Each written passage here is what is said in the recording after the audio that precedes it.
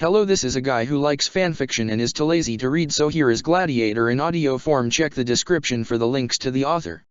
Chapter 11, Introduction 11. The dumbfounded expression on Chan's face was exactly as Angela had expected it to be. Every step of her plan, every decision she had made, had been so that on this moment he would realize that he had anything but the upper hand in this particular fight. But it was too late for him to back down now. "I'm most pleased to see you seem to recognize me," said Angela, a malicious smirk playing on her lips. "I was certain you would have forgotten about me after all this time." "How could I? How would I forget?" he muttered, avoiding looking at her in the eye. "Because of you I was grounded for a year." "I am so sorry to hear that," she said, coating her words with irony. Well, it's too late now to apologize about that now. "Are you acquainted with the term sarcasm, by any chance?"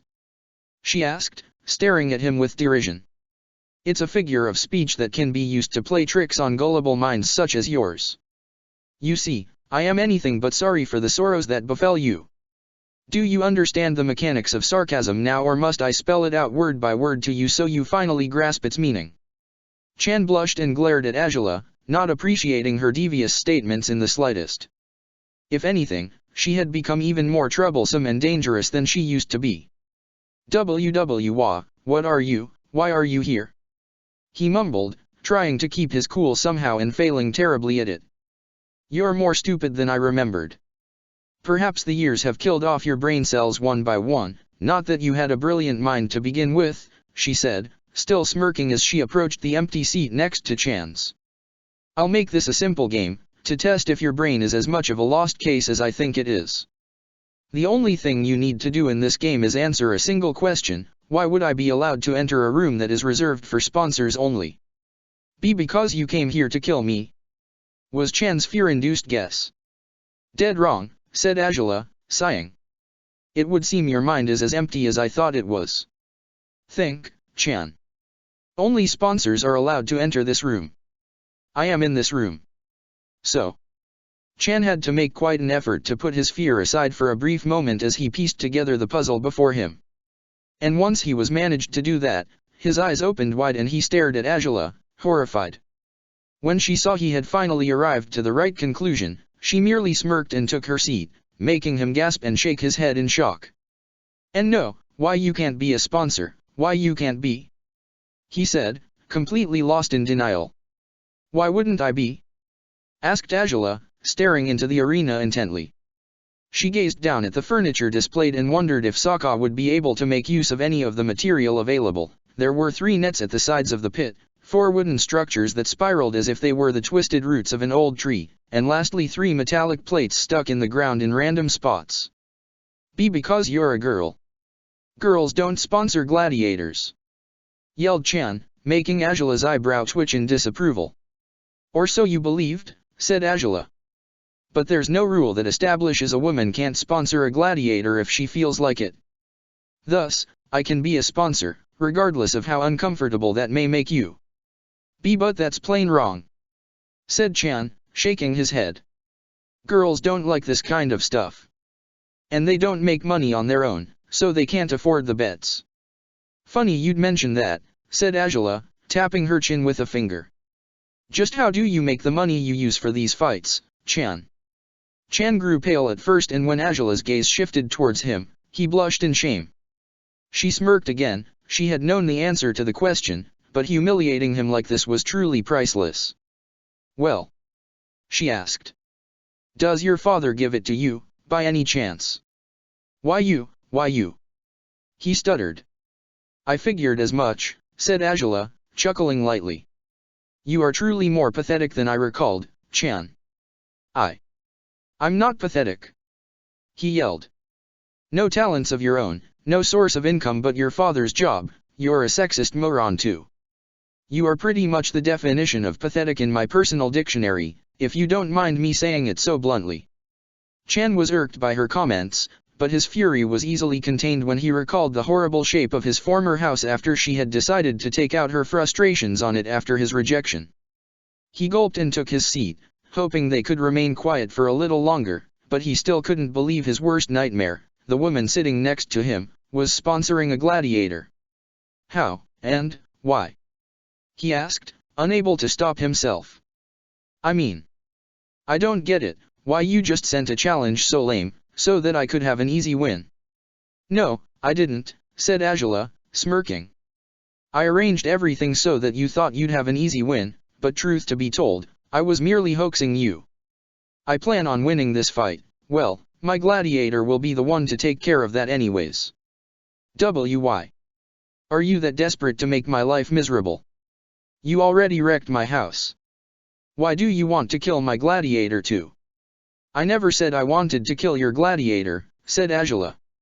I doubt the man I hired would want to kill him, if that's any consolation for you. And believe me, I'm actually fixing your life through what I'm doing right now. Huh? Fixing it? He yelled, glaring at her. How the hell are you fixing anything with this? You see. Angela began, but she was interrupted by someone's entry into the room.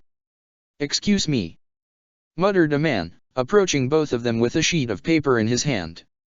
I'm here to ask about the fight's time limit. How long do you wish this battle to be? 5 minutes. Grunted Chan under his breath, but Angela ignored him. I'm thinking about 20 minutes, and I'm certain my fellow sponsor shall agree with me, said Angela. It's a reasonable time limit, I believe. Chan didn't want anything to do with this matter anymore, so he simply sighed and nodded in agreement. Angela smirked cruelly. Of course, it can always end earlier than that. Chan twitched in his seat when he heard her words. What was she planning to do, kill his gladiator from up here? It was unlikely she had found some outstanding fighter who could take out the spawn effectively in under 20 minutes. Very well, then, said the man, nodding as he wrote down the assigned time and handed over the paper to Angela. Please sign in agreement to the conditions. They both complied, although Chan's hand shook when it was his turn to write his name next to Angela's. Only once he was done he bothered taking a look at the name next to his, and he frowned in confusion as he began deciphering the symbols that comprised it, but the man snatched the paper from him before he could make a connection. Good luck to both of you, said the man. May the best gladiator win. I shall take my leave now, Chan, princess. And with those words, he left the room quietly. Angela's gaze was once again upon the arena as she detailed everything about it. There had to be at least 400 people waiting for the fight to begin. She guessed Chan's gladiator was quite popular among the people of Ember Island. Surely they hadn't come to watch Sokka when he had no fame to boast about just yet. But his name would acquire glory and praise, surely. She was betting her very life on her hopes that it would. Angela was brought back to reality when the man next to her whimpered. She frowned and looked at him, confused. He was staring at her with such horror she wondered if there was some sort of ghost or monster behind her, though she was the monster, according to what her mother had said about her once, wasn't she?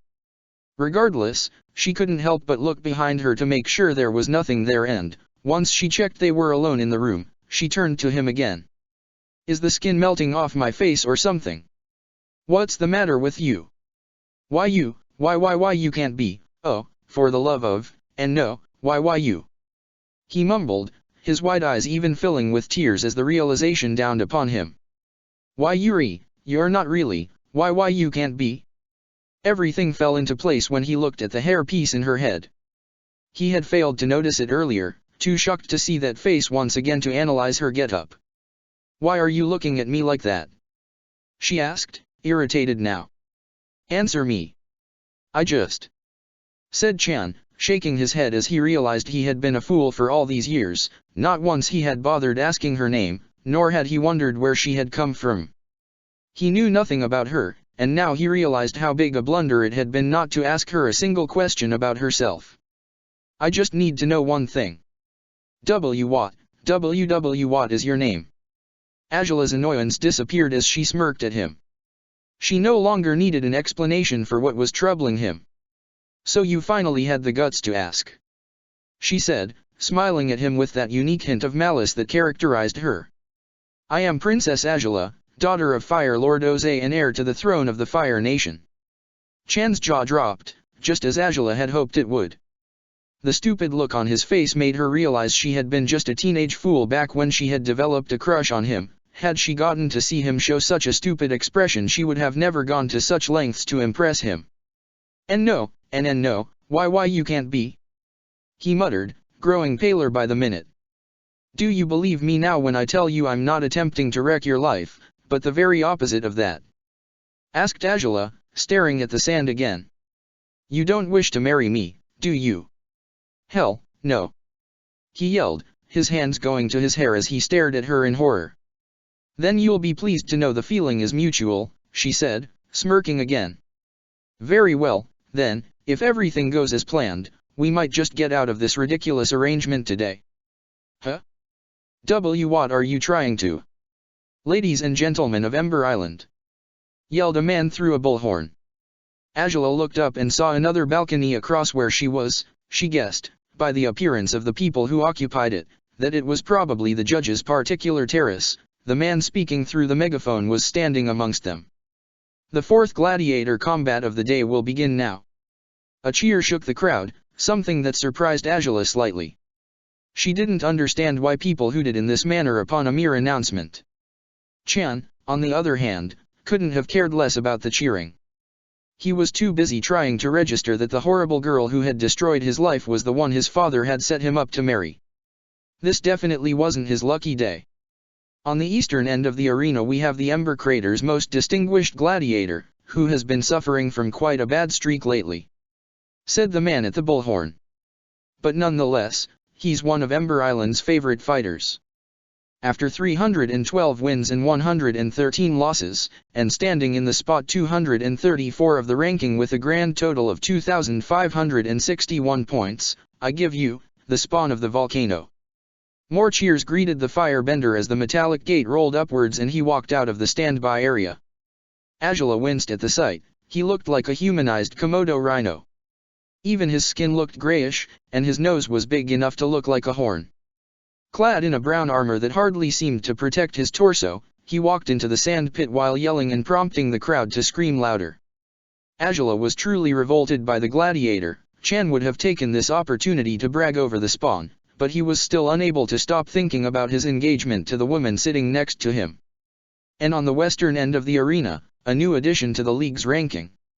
Angela couldn't hold back a shudder when she realized the fight was finally about to begin. She stared at the gate, anxiety turning her world upside down as she waited for Sokka to walk into the stage that would decide both their lives. "A non-bender who hasn't seen any gladiator fights in the Superior League so far," said the man of the bullhorn. "Hopefully he won't chicken out after fighting against our spawn. Give a cheer for the Blue Wolf." Nobody screamed for Sokka, but people did clap politely for him as the gate opened. He took a deep breath before stepping into the sand, the familiar feel of the unstable surface making him cringe. He was surprised by the amount of spectators who had attended the fight. It was likely twice as many people as there were when Hui Yi's seats were sold out. He focused on taking in the sight of his opponent, who was currently huffing at him like a rabid porcupine. Sokka didn't need to analyze him much to tell the man's head was as good as hollow, which helped him decide on his plan of action. So the spawn of the volcano was a firebender, wasn't he? And wrecking furniture wouldn't go unpunished? Sokka allowed himself a small smirk of arrogance after coming up with his idea and then turned his head towards the balconies. He saw a group of unknown people in the northern wing of the arena, and when he turned southwards, he saw the only familiar face he would spot in the entire building. Angela was staring directly at him, her golden eyes ablaze with anxiety and despair, and Sokka was surprised that, despite all this distance, he could read her emotions so clearly. Maybe she could read his too. He smiled at her reassuringly, something that took her by surprise. She didn't know that the very second Sokka had laid eyes upon his enemy he had understood he could triumph. Sokka nodded towards her and it was Angela's turn to take a deep breath. She sure hoped that whatever confidence he had suddenly sprouted wouldn't go to waste. "Hey, non-bender?" asked Chan, startling her. She had forgotten she wasn't alone in the balcony. "What the hell? Why a non-bender? There's no way a non-bender can beat my spawn, really." "Oh, so he's your spawn?" asked Angela, raising an eyebrow. "That thing down there is your son or something of the sort, then? No wonder he looked so dumb, he takes after you well enough." Chan frowned and recalled who he was talking to. which prompted him to decide he would avoid speaking to her again until the match was over. Gladiators, the hourglass has been set, you will have 20 minutes to determine the winner of this fight. Good luck. Get ready, said the man of the bullhorn, and the Spawn struck a fire-bending stance while Sokka simply folded his arms, his eyes set on the figure of his rival. Start. The Spawn yelled and shot an array of fire towards Sokka, who simply dodged by swinging his body to the right. He took a few seemingly careless steps on that direction while the Spawn kept tossing more fire towards him, each move more elaborate than the previous one, but all of them weaker than the fire Sokka had faced at Azula's hand. Sokka avoided each blow with such ease it startled him. Had he become this good, or was the Spawn simply that much of a failure in battle? The same procedure continued for a few minutes until the Spawn was left gasping for breath, his hands on his knees. Chan stared in dismay while Azula could only look at Sokka, wondering what he was trying to pull by merely evading his opponent. You done yet? Asked Sokka, and the Spawn growled. Good. Well, how about we get to know one another while you take a break? Azula's facial expression twisted into disbelief as she heard her gladiator utter those words. Honestly, what was he doing? My real name is Sokka, he said, grinning. What's yours? Ugh. Grunted the Spawn, and Sokka nodded. All right then, ugh, nice to meet you. Seems like you're a pretty cool firebender, and I mean that, literally. Your fire is too cold. What's with you? Have you gotten out of shape or have you always been this lousy? Arg!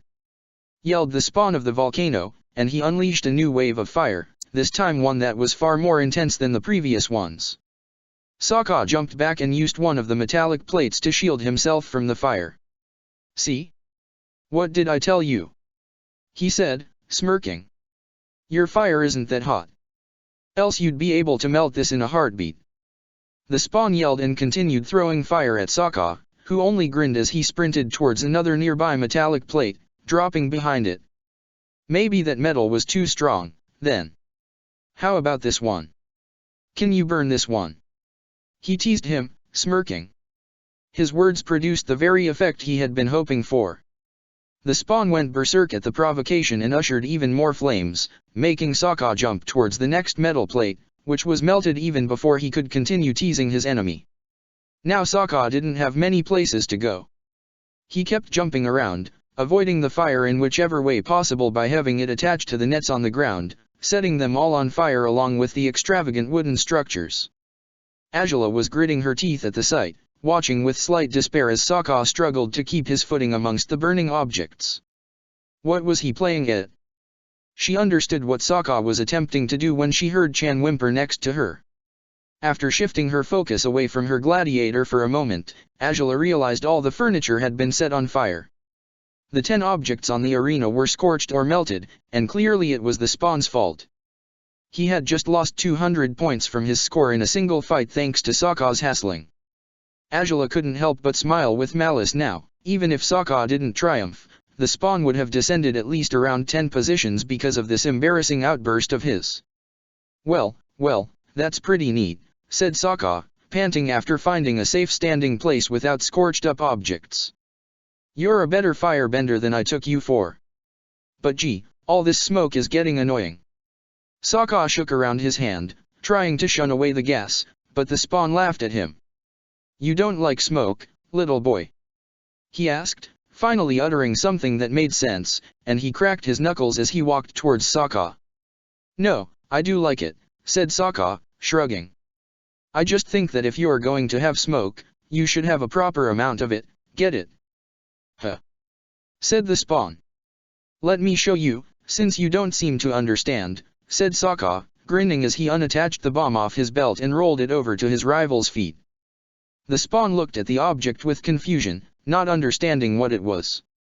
Sokka grinned mischievously as the mechanism was activated and the bomb unleashed a cloud of smoke so thick that the Spawn shrieked in surprise. Sokka was outside the perimeter that had gotten affected by the bomb, thus he relied on his usual strategy of waiting patiently until his enemy showed up. And soon enough the Spawn made it past the cloud of smoke, coughing and choking as he tried to regain the air he needed to bend, but Sokka wouldn't pass out on the perfect opportunity to reduce his foe to nothingness. He unsheathed his black sword and ran towards the spawn, baring his teeth. The spawn jumped at the sight of him and threw a small fireball towards Sokka, who, with a simple wave of his sword, forced the fire to dissipate. The spawn stared at him in horror as Sokka ran to him, afraid the blue wolf would use his sword to slice up his body, but to his surprise, Sokka picked a different method to attack him rather than cutting him.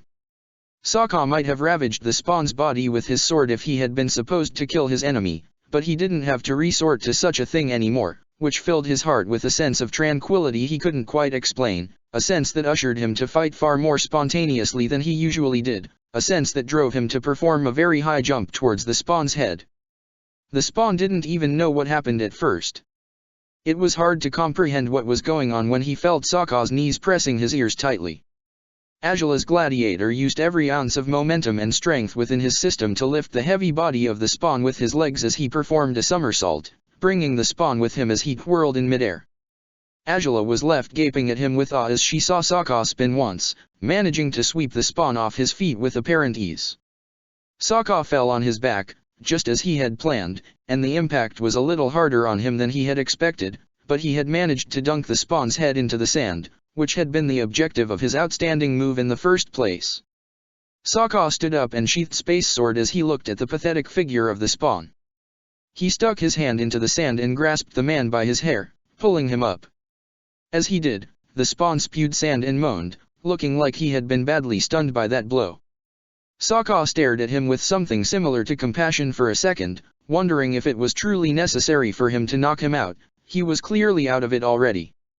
He looked towards the judge's balcony, through the already dissipating cloud of smoke, and asked. "He has to be unconscious for the fight to end, right?" "Why yes," said the man of the megaphone, staring at him in utter disbelief along with the rest of the judges, "unless you want to wait for the remaining 10 minutes to pass."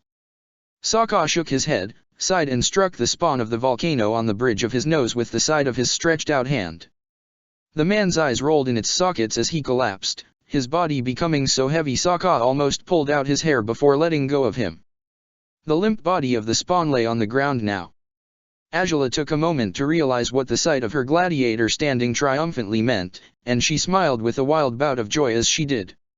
She was free, she had done it. She had proved Chan to be unworthy of her, she had defeated the destiny that had been imposed upon her. The winner is the Blue Wolf," said the man with the bullhorn after the judges told him to give out the obvious announcement already. Agila beamed at Sokka, having never felt proud towards anyone other than herself before. Sokka turned to see her and he waved in her direction, almost asking her if she was satisfied with the result. She laughed to herself, which Sokka took as a good sign. He headed towards the gate from which he had entered the arena, and Agila took a deep breath, completely relieved. The crowd was frozen, hardly anyone could understand how their hero had been defeated with such ease, and so quickly, too. Agila was even more elated when she noticed the reaction of the spectators. Surely Sokka's prowess would be spoken of throughout the entire Fire Nation. Not every day did a newcomer gladiator defeat a man from the upper half of the ranking on his very first fight. Her ultimate goal was shining ahead of her and she would come closer to it slowly, but certainly. "Very well, then," she said, turning to Chan. She couldn't help but smile even more when she saw him.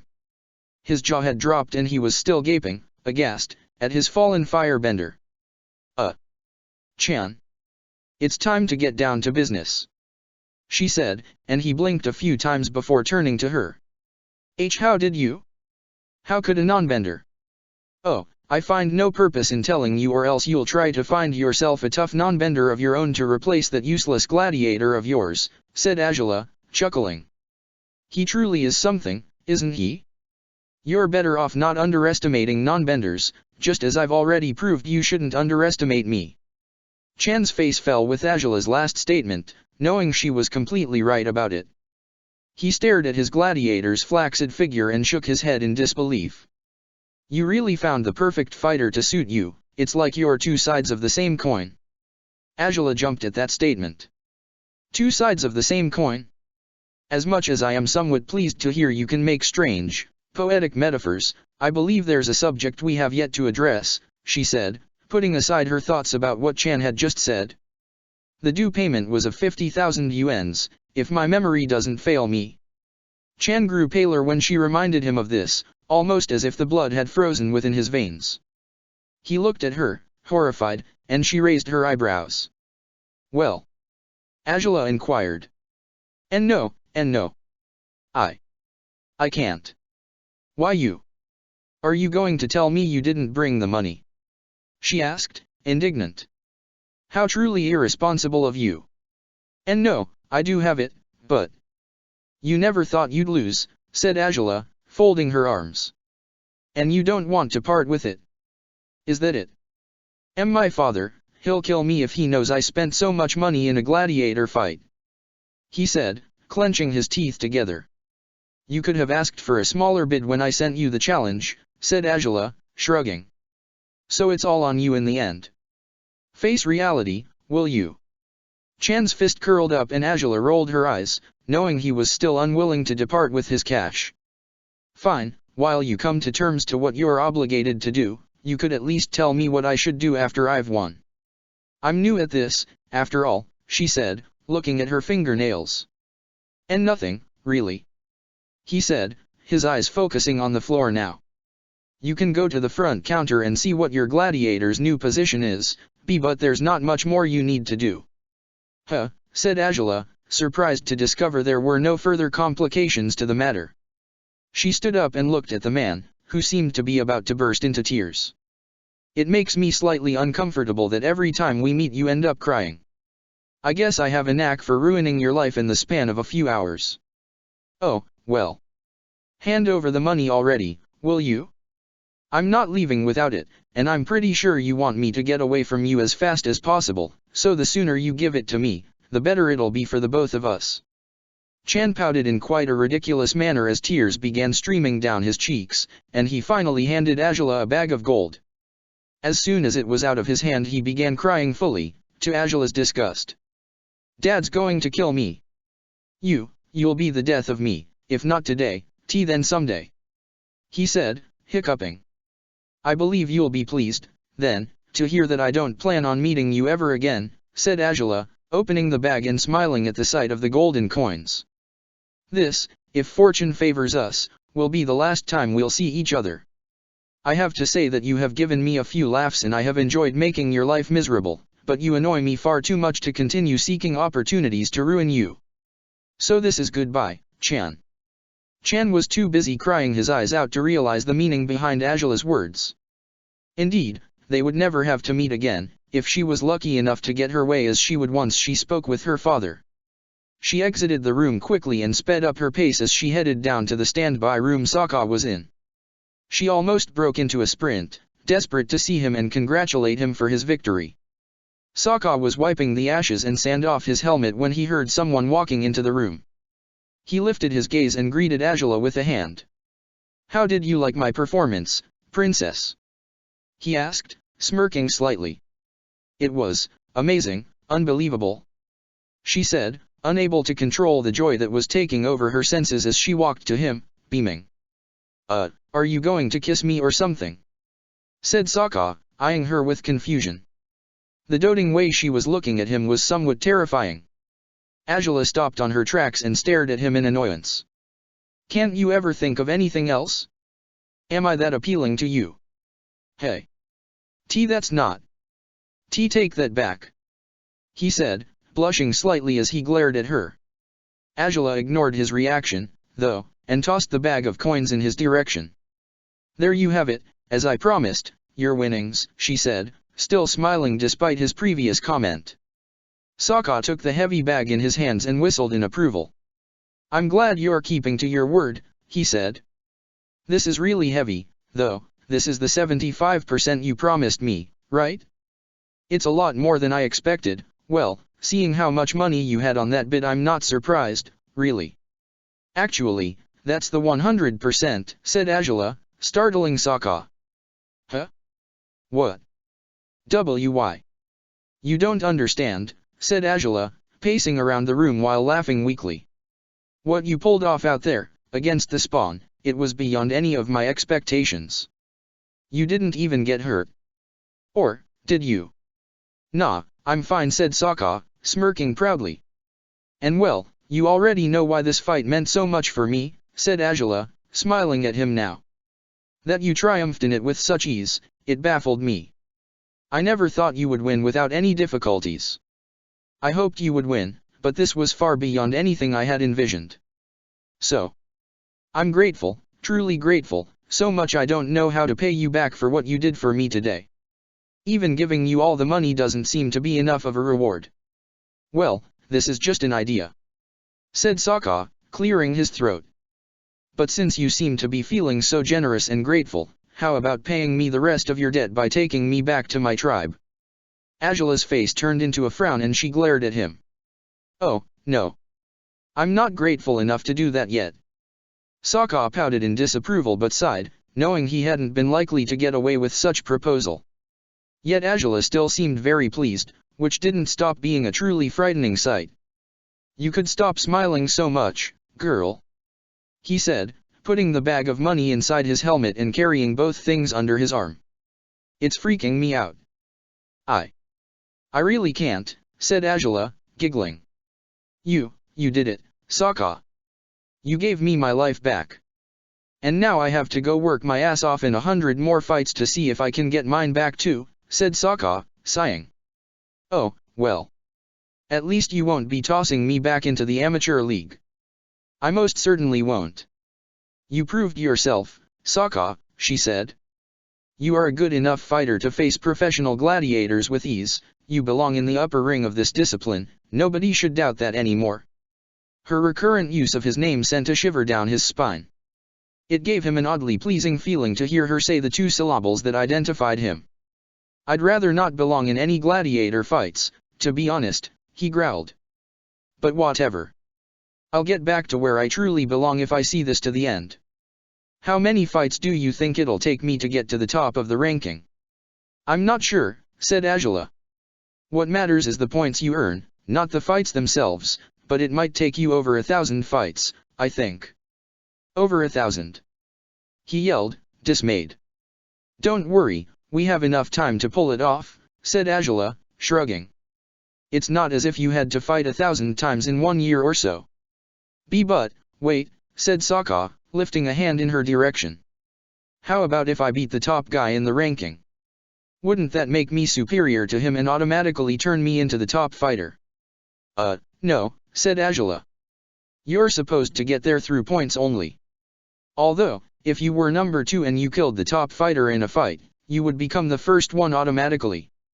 Sokka winced and rolled his eyes. No way, he grunted. I'm not killing anyone else. Well, maybe I'll try to kill you if you keep giving me suggestions like those.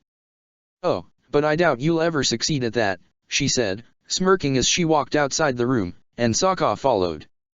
Well, you did tell me how to beat you when we first met, said Sokka, smiling. You mentioned something about a bomb that would get your fire bending out of control. Oh, of course. But something like that would kill you before it gets me, believe me, said Angela, smirking. Sokka glared at her as they walked down the hallway, side by side. You're the worst, Angela. Chapter 12, Introduction 12. The man at the counter was writing down the result of the most recent battle on the board when Angela and Sokka returned to the arena's vestibule. He stared at them in awe when he identified them and he grinned nervously as the pair approached him. You gave an astounding performance, or so I heard, said the man, bowing down to Angela. Congratulations on your first win, princess. I appreciate the compliment, but I wasn't the one fighting, Angela declared, to Sokka's surprise. Oh, of course not, said the man, grinning at Sokka now. Well fought, Gladiator. Sokka nodded at him, although he could sense some hostility from him. It wasn't hard to imagine why. Clearly, not many sponsors shared the glory of victory with their gladiators. It was likely that Angela's behavior towards him seemed completely absurd in the eyes of anyone involved in the gladiator business. In fact, not even Sokka himself could grasp why she was so considerate towards a slave, but he assumed she had acted in this manner to prompt him to fight to the best of his ability, to ensure he would triumph against Chan's gladiator, but since that battle was over now, he guessed their odd relationship wasn't likely to remain as light-hearted as it had been up until now. I was told I could find out about my gladiator's new position in the ranking if I asked you about it, said Angela, as both she and Sokka looked around the vestibule. The people in the room kept casting stares towards them, witnesses of the gladiator's amazing prowess in the sand ring just a few moments ago. They whispered to each other, and Sokka managed to overhear some of what they were saying. He beat the spawn. It didn't even take him the full time span. And he made it look like a piece of cake. Sokka couldn't help but smirk proudly as he folded his arms, turning again to the man behind the counter, who was busy making calculations to define Sokka's current spot in the ranking. After a few seconds of scrolling down the list of fighters, the man smiled broadly at the two of them and gave them the answer they had been waiting for. It's early to give out the definitive position he'll hold in the ranking at the moment, but so far it would seem he'll be the 419th. The final ranking for each week will be established by Sunday. Sunday is a day free of combats because it's the day when we make all the calculations of the ranking based on the results of all the fights. You'll see his actual position then. But for now, judging by what I have here, he is the 419th, with a grand total of 267 points. You both should be very proud. Not many gladiators attain so many points on their first match. It was the natural outcome, said Angela, smirking with arrogance. Well then, I shall confirm the information you just gave me on Sunday at my local arena. Make sure to deduct about 200 points out of the spawn's score. Oh, yes, I won't forget about it, said the man, smiling with discomfort as Angela turned to leave, Sokka treading right behind her. The eyes of every person in the room were fixed upon them as they exited the premises of the arena, both with their heads held high, knowing rumors about Sokka would spread in less time than it had taken him to defeat of the spawn of the volcano. Once they were outside, the princess let out a sigh of relief and spread her arms wide open, happier than she had been in years. Sokka didn't stop eyeing her with discomfort as she let out a laugh of sheer joy. You're seriously freaking me out here, Sokka muttered with a sing-song voice. Quit being so cheerful, it doesn't suit you at all. And you can stop being so stingy too, said Angela, still beaming. You just don't understand what this means to me. I can hold on to my freedom, to my life. People say that you don't appreciate what you have until you lose it. I differ, you learn to appreciate it when you're in risk of losing it. Well, good for you, you're free and happy now, said Sokka, bitterly. I bet that you want to celebrate your regained freedom by heading into town and eating little kids or something. Oh, no. Little kids have too many bones was Angela's reply, which froze Sokka on the spot. I hope this only means your wit gets upgraded when you're pleased, he grunted as they continued walking into town. Because I'd be even more freaked out if you're saying that out of actual experience of eating children.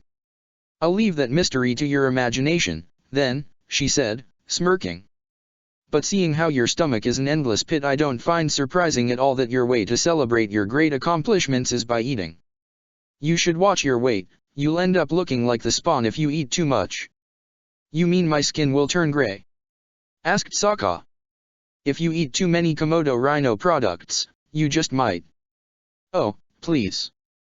People don't become what they eat, that's some folk's tale nonsense, he said, rolling his eyes. I hope you can tell me the same thing once you have reptile skin, she stated, her smirk growing wider. Ha ha, very funny, he grunted. You are in too bad a mood for what this big fight entailed. You should be a lot more cheerful. Well, sorry I can't join your parade, said Sokka. But while you've got your freedom back, I'm sentenced to spend ages fighting under your orders to earn mine.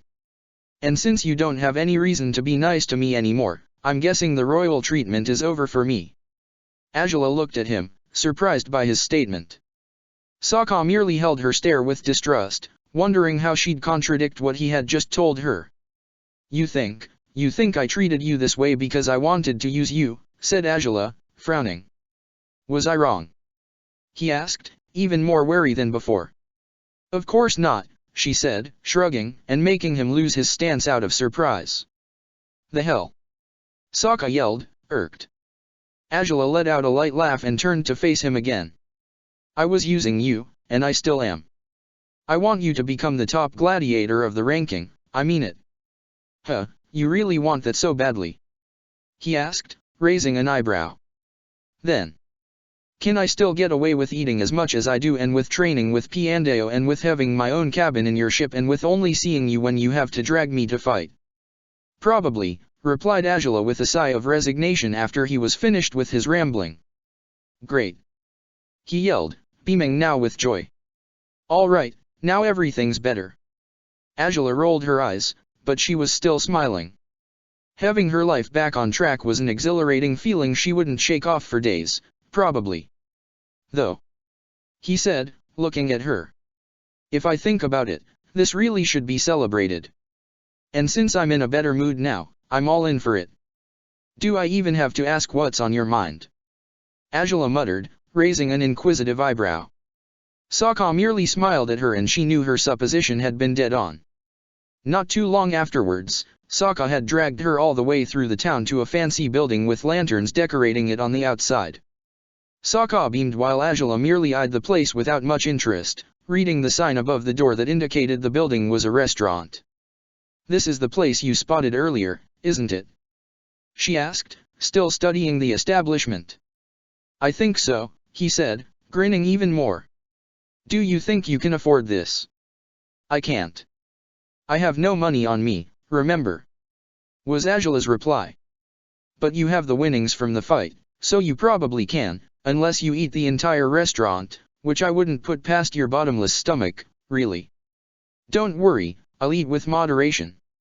He promised, although she didn't quite believe him. They entered the restaurant and Sokka stared at the decoration without much interest, only wondering where the food would be. A host dressed in an elegant white shirt walked up to them and smiled kindly. Welcome to Xian's restaurant, he said, bowing down. Right.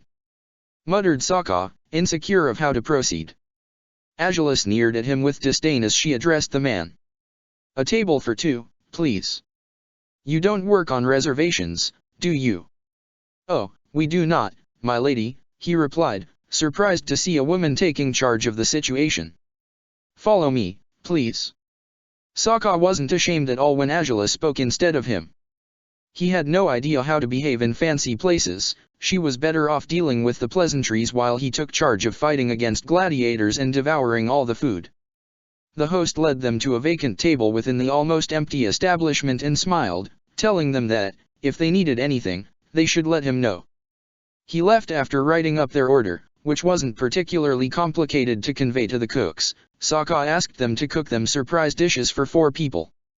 Naturally, he was to eat enough rations for 3 people, while Angela would be more than satisfied with taking the remaining share. You should learn some manners, she told him once they were alone again. You can't barge into a restaurant and reply to a waiter by mumbling nonsense. If you want to pretend you're noble, you ought to behave in a noble manner too. Gee, sorry I didn't go to the Royal Institute of Manners like your highness did, he said, rolling his eyes. We don't do that kind of crap in the South Pole. Which is blatantly obvious by now, she said, rolling her eyes. The sole thing you ever learned in your tribe was how to tear open the skull of sea monsters and how to perform ridiculous dances to the moon god to ask him to send you fish, which you probably ate raw. Hey. Quit making it sound like we're uncivilized barbarians. He said, frowning. I'm not making it sound like it, I'm stating that you are, in fact, uncivilized barbarians. Did you think I called you Snow Savage just for the fun of it? She asked, raising an eyebrow. Well, yeah, he said, taken aback. You're surprisingly naive, then, she said, smirking cruelly. Sokka glared at her, his lips forming a comical pout. How nice of you, as usual, he grunted. If you're so well-mannered, then, at least you'll teach me how to deal with this high society crap, won't you? Oh, no, said Angela. You're a slave pretending to be a nobleman. If you want to head into restaurants and eat in the crude way you always do, it's your problem, not mine. If you behaved as the slave you are rather than aiming higher than that, you wouldn't have to ask me for any advice on how to proceed in situations like this one. Sokka folded his arms, irritated. Well, fine. If you ever go down to the South Pole, I won't tell you how to abide by the traditions and you'll end up making a fool of yourself in front of the whole tribe. And I'll be right there, in the first row, laughing as I watch you.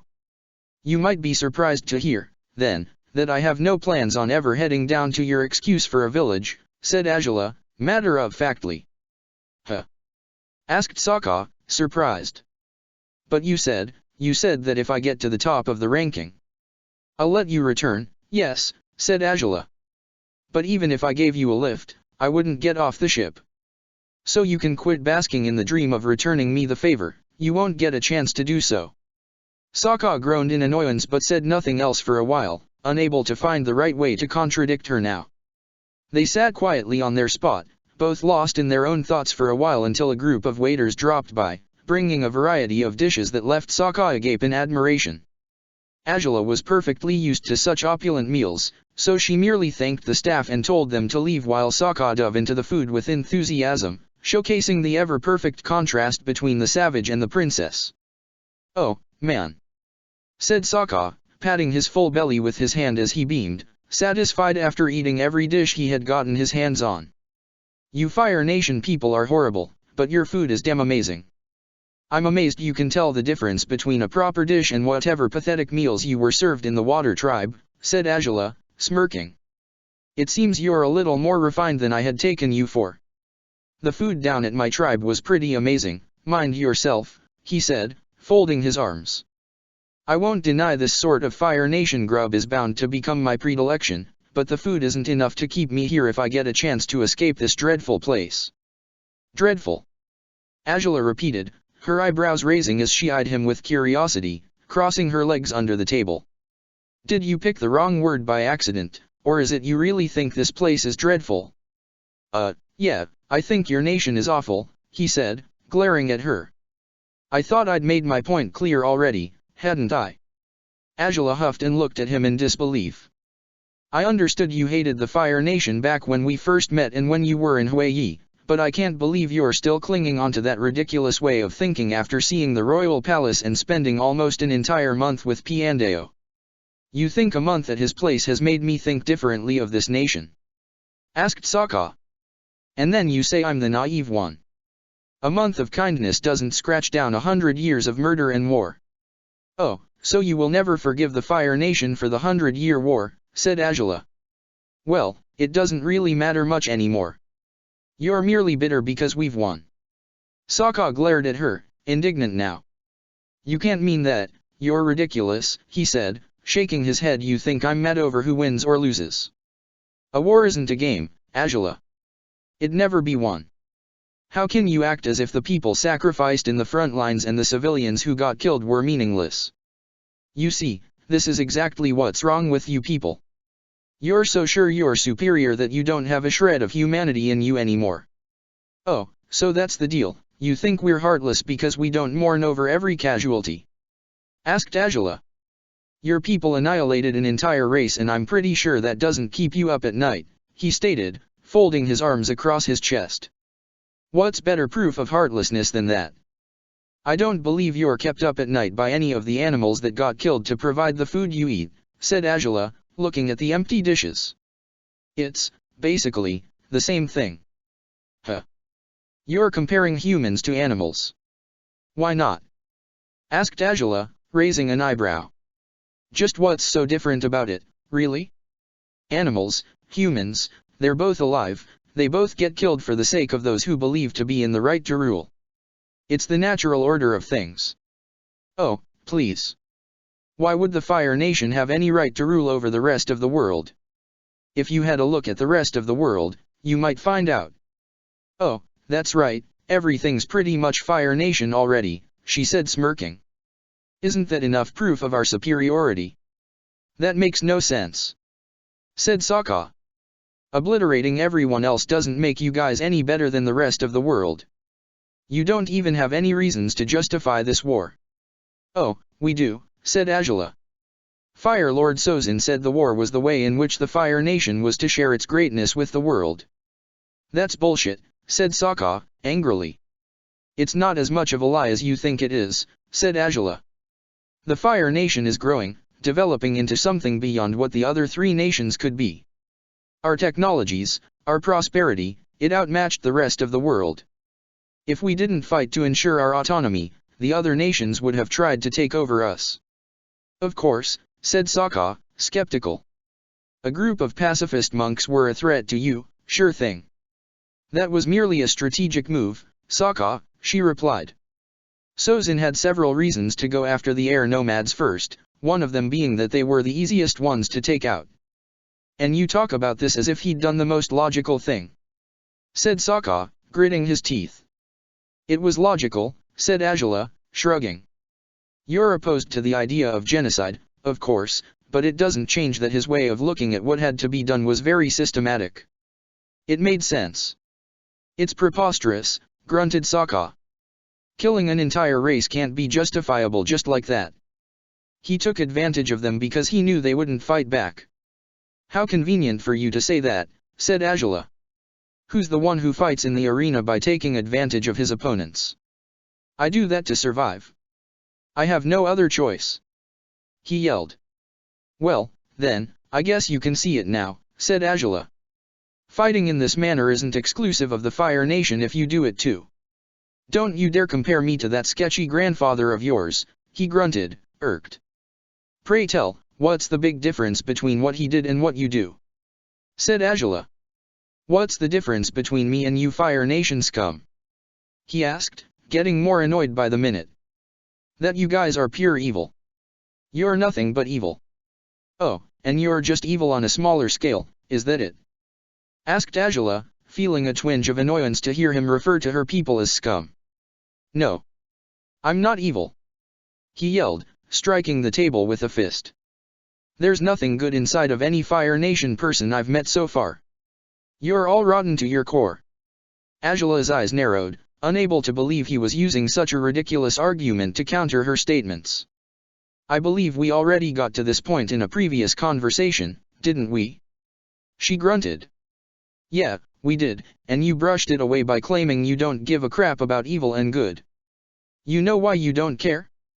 Because if you did, you'd have to face that you're doing it all wrong. You'd have to acknowledge what I just said, that you're rotten. Azula let a slight chuckle shake her shoulders and she looked at him with contempt, their stares colliding with rage this time. And what is it that makes me so evil in your opinion? What have I done so that you think I'm some sort of demonic spirit or something of the sort?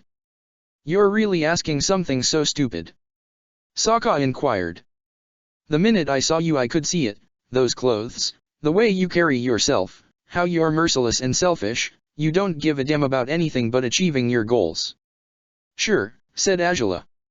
Yet I let you live in the South Pole. Why did I do that, if I'm so evil?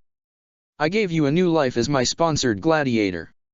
If I'm as evil as you think me to be, why did I do such a thing? You have an ulterior motive, you already said so, grunted Sokka. But I have no clue as of why you didn't kill me, though I doubt it was out of the kindness of your heart. Is it that difficult to believe there might be something good within me? She asked, folding her arms. Yeah, it is, he grunted. I don't see your point, honestly. You say the Fire Nation is bad because we kill, that your people are better because they don't want to kill anyone. Yet I haven't killed a single man in my life. You've killed so many you can't even keep count anymore. And then you have the guts to say I'm the cruel one. It was clearly a low blow for Sokka to hear this. He gritted his teeth and glared at her with even more rage than before. How dare you? You know, you may not have gotten your pretty hands stained with the blood of anyone else, you might just sit by and watch from the sidelines as I smash a man's skull into his head like I did in Huiyi, but there's something that sets me apart from the likes of you. Every single time I had to slay a man, I was filled with remorse and regret. I'm damn sure that if you've ever seen anyone die you only ever think good riddance and walk away without shedding a single tear. Oh, so now being good and being bad has something to do with being sensitive. I should have known, said Azula, rolling her eyes. Don't patronize me, he growled. You know I'm right. And really, who were the ones to force me to kill all those gladiators? Who were the ones sitting in the stands, laughing as I slay a man who had given me half his meal the day before? Yeah, your people. Fire Nation people. Why was I in that disgusting pit in the first place? Because you bunch of deranged psychopaths created that irrational business of gladiator fighting. What's more proof of evil than that? You enjoy watching people getting killed. You relish in it. I don't relish in anything, grunted Azula, Annoyed. I didn't even enjoy watching you kill that dart guy, if telling you that is any use at this point. But the world is evolving, and you can't stop it from changing anymore. Good, evil, you can't be purely good nor purely evil, Sokka. Not even I am. Huh, that's what you'd love to think, isn't it? He said, staring at her with derision. I highly doubt it. You're truly ridiculous. At least keep an open mind, will you? She asked. Else, what's the point of this whole discussion? I never saw the point of it, personally, said Sokka, shrugging. Quit being a moron and listen, she grunted. You want to be the good guy, you want to pretend you're pure-hearted, but you know what? You've got a dark side within yourself as well, even if you don't want to acknowledge it. Deny it as you will, but it's true. You're going to pretend that, when you were a child, you didn't feel the urge to do something that was out of bounds? Didn't you ever pull a prank on a sibling of yours? Sokka froze in his spot, trying not to reply to her questions, but his head was already feeding him with images of the mean hoaxes he had pulled on Katara when they were kids. Doing something like that isn't good, is it? Yet by the look on your face I can tell you did. How do you want to excuse yourself? You want to act like you didn't know what you were doing, that you really don't have anything dark in your soul. I didn't, grunted Sokka. I was just a kid. I've grown out of that sort of stuff. I doubt you have, said Azula. Sokka, face it. You're not purely good. Nobody is. The air nomads were, yet your people obliterated them, he grunted. And there we go again, said Azula, rolling her eyes. You want to know what I think? The air nomads weren't strong enough to survive in the world the Fire Nation has been trying to create for 100 years now. Oh, and that just makes the slaughter completely acceptable, doesn't it? Asked Sokka. You're unbelievable, said Azula, her hands going to her hair. Have you ever studied up on the history of this world? Just a little bit, he admitted, glaring at her. Well, here comes an inconvenient truth for you, she said, looking up at him. The Fire Nation isn't the only one to have executed a war. Your people, the Water Tribe, used to live all over the same territory with the Earth Kingdom about 1,000 years ago or so, and the Earth Kingdom folk forced your people to the poles through one of the bloodiest wars you can imagine. The Earth Kingdom in itself was pure chaos, they wouldn't accept a figure of authority, and they were unable to settle down peacefully with the government regime until Avatar Kyoshi acted. Before she did, the Earth Kingdom people were killing each other and fighting over their territory. What nation is the cruelest one now, pray tell? At least the Fire Nation holds its own people in high regards. The Earth Kingdom people didn't even care about kinship or nationalities, they just fought brutally for about 5 centuries until they finally settled down. Proving that others can be evil too doesn't make you guys any better, Sokka stated. Besides, the Fire Nation killed an entire race, the others didn't. You just don't know anything from before the 100-Year War, do you? Asked Azula, exasperated now. Do you truly believe that everything has always been the way you were told, 4 elements and 4 nations? Well, forgive me for bursting your bubble, but you're wrong. There used to be benders of so many kinds you would be surprised to hear about it. Sound benders, light benders, wood benders, even energy benders, and where are they now? Nowhere to be found but in scrolls about ancient history. You believe the Fire Nation was the only one to take down an entire culture? Check your facts again, will you? This world used to be far more diverse than it currently is. That's ridiculous, grunted Sokka. I've never heard of that sort of stuff before. You're making it up. That's exactly what those who are wrong say, they deny the truth because accepting it renders them helpless, said Azula. Well, then, how come is it that the Avatar bends 4 elements? He grunted. I've never heard of a light-bending Avatar, it's only ever been the 4 nations, it's never been anything other than that. Suit yourself if you refuse, believe me, said Azula. But the Avatar's figure was only born after the other bending arts began to fade away. The Avatar's role was to keep balance between the 4 remaining elements, to avoid having a nation walk all over another one. And then the Fire Nation wouldn't stay put in their island range, they had to go take over the entire world, Sokka said. What a nice way to help keep the world balanced. Ironically, though, there is no longer an avatar, said Angela, frowning. There hasn't been one for 100 years. Fire Lord Sozin killed the air nomads hoping to take out the avatar too and nullify his threat, but he still should have been reborn within either the northern or the southern water tribe if the cycle had begun anew. It's been 100 years, Sokka. After all this time, there is no avatar. Why do you think that is? Sokka didn't reply, he merely glared at her, guessing what she was getting at. The world no longer needs the balance between the elements, she stated. The time of the avatar is over. The world is changing, the Fire Nation is moving forward, and if the other nations can't keep up, they'll be destroyed, the way the air nomads were, or they'll be incorporated into it, like the Earth Kingdom was. Simple as that. It doesn't make it less wrong, said Sokka.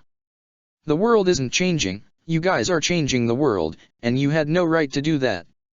Sozin was afraid that the other nations would take over the Fire Nation? Give me a break. That's a ridiculous excuse, just like everything you've said so far. Angela rolled her eyes and sighed, completely disappointed in the man in front of her. Clearly, you refuse to see reason.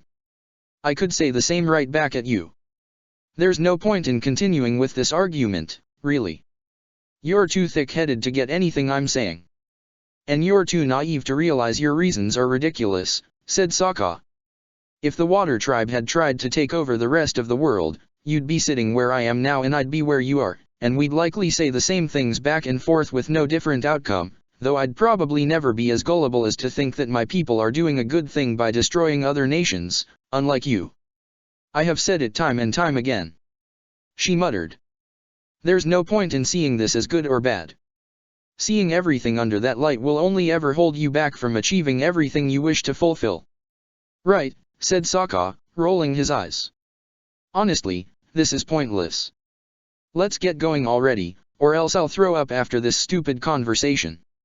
I hope you get food poisoning, she mumbled under her breath as she stood up from the table. Every other person in the restaurant was eyeing them with discomfort as Sokka headed to the counter with the bag of money. He was appalled to hear his meals would cost him 36,000 yuans, but he paid up anyway and followed Angela outside. It was already dusk when they headed down to the port.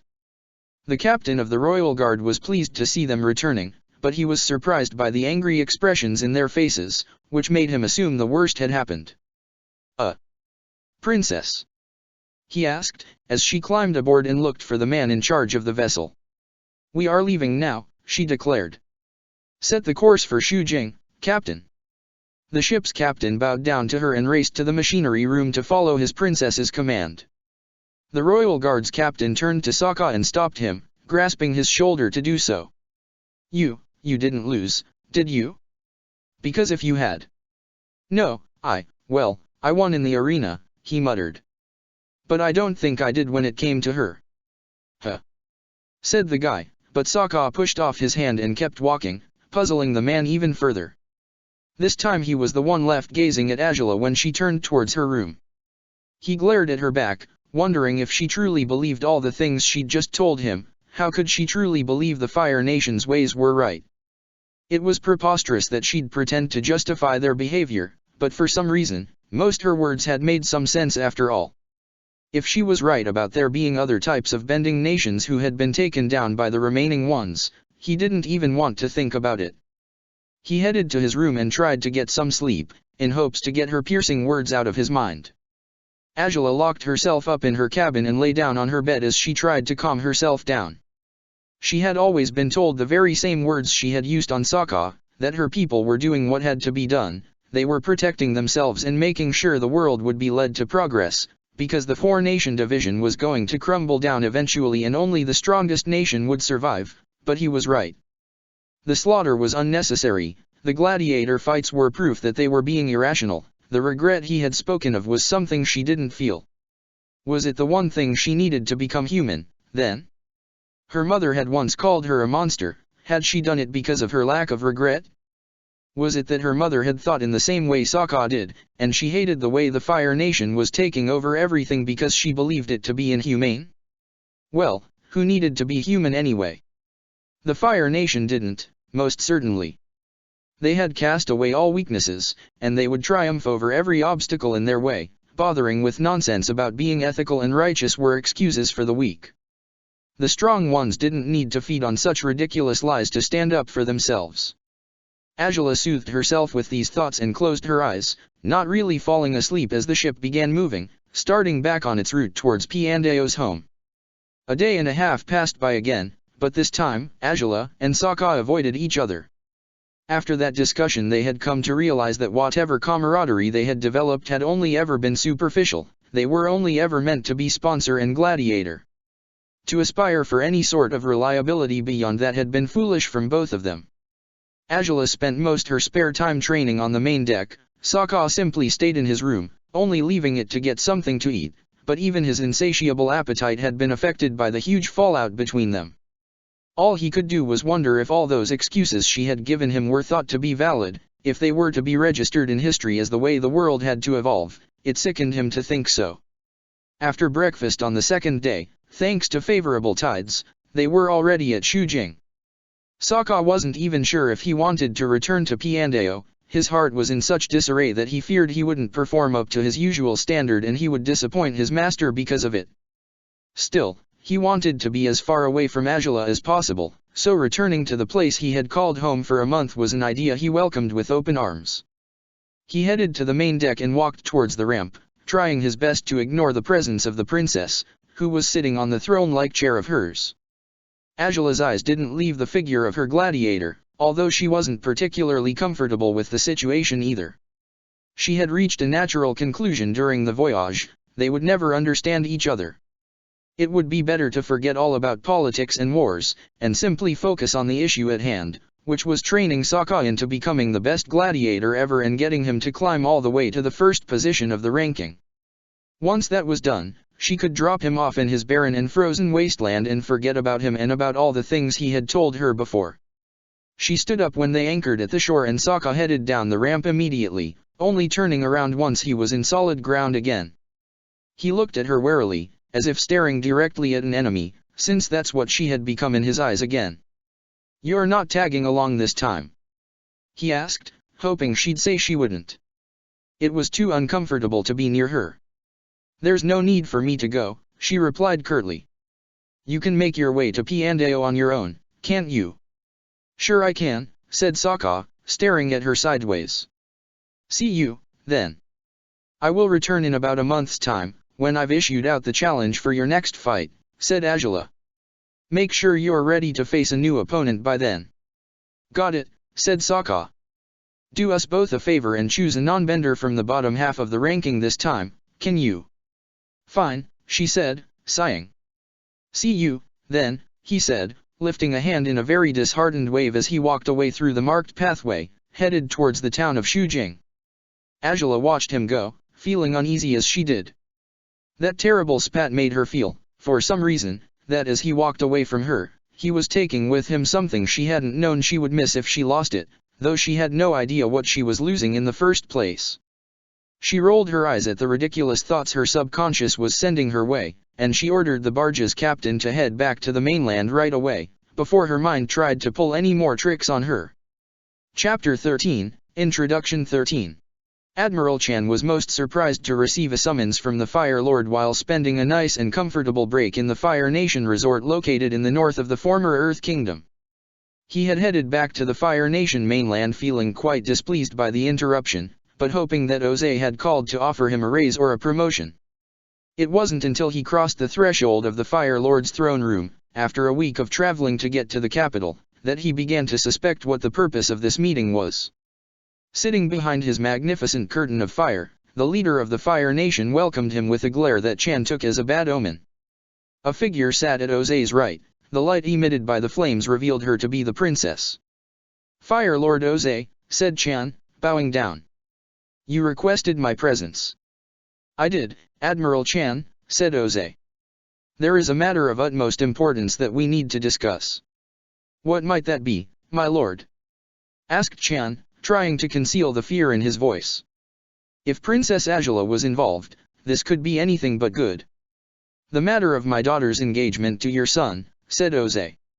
Angela's face broke into a small grin when she saw the look of confusion in Chan's face as he looked up to the Fire Lord. My daughter conveyed to me that she did not support her union to your son and requested an opportunity to prove he was not worthy of marrying her. And she has succeeded in convincing me that your child is not suitable to take mine as his wife.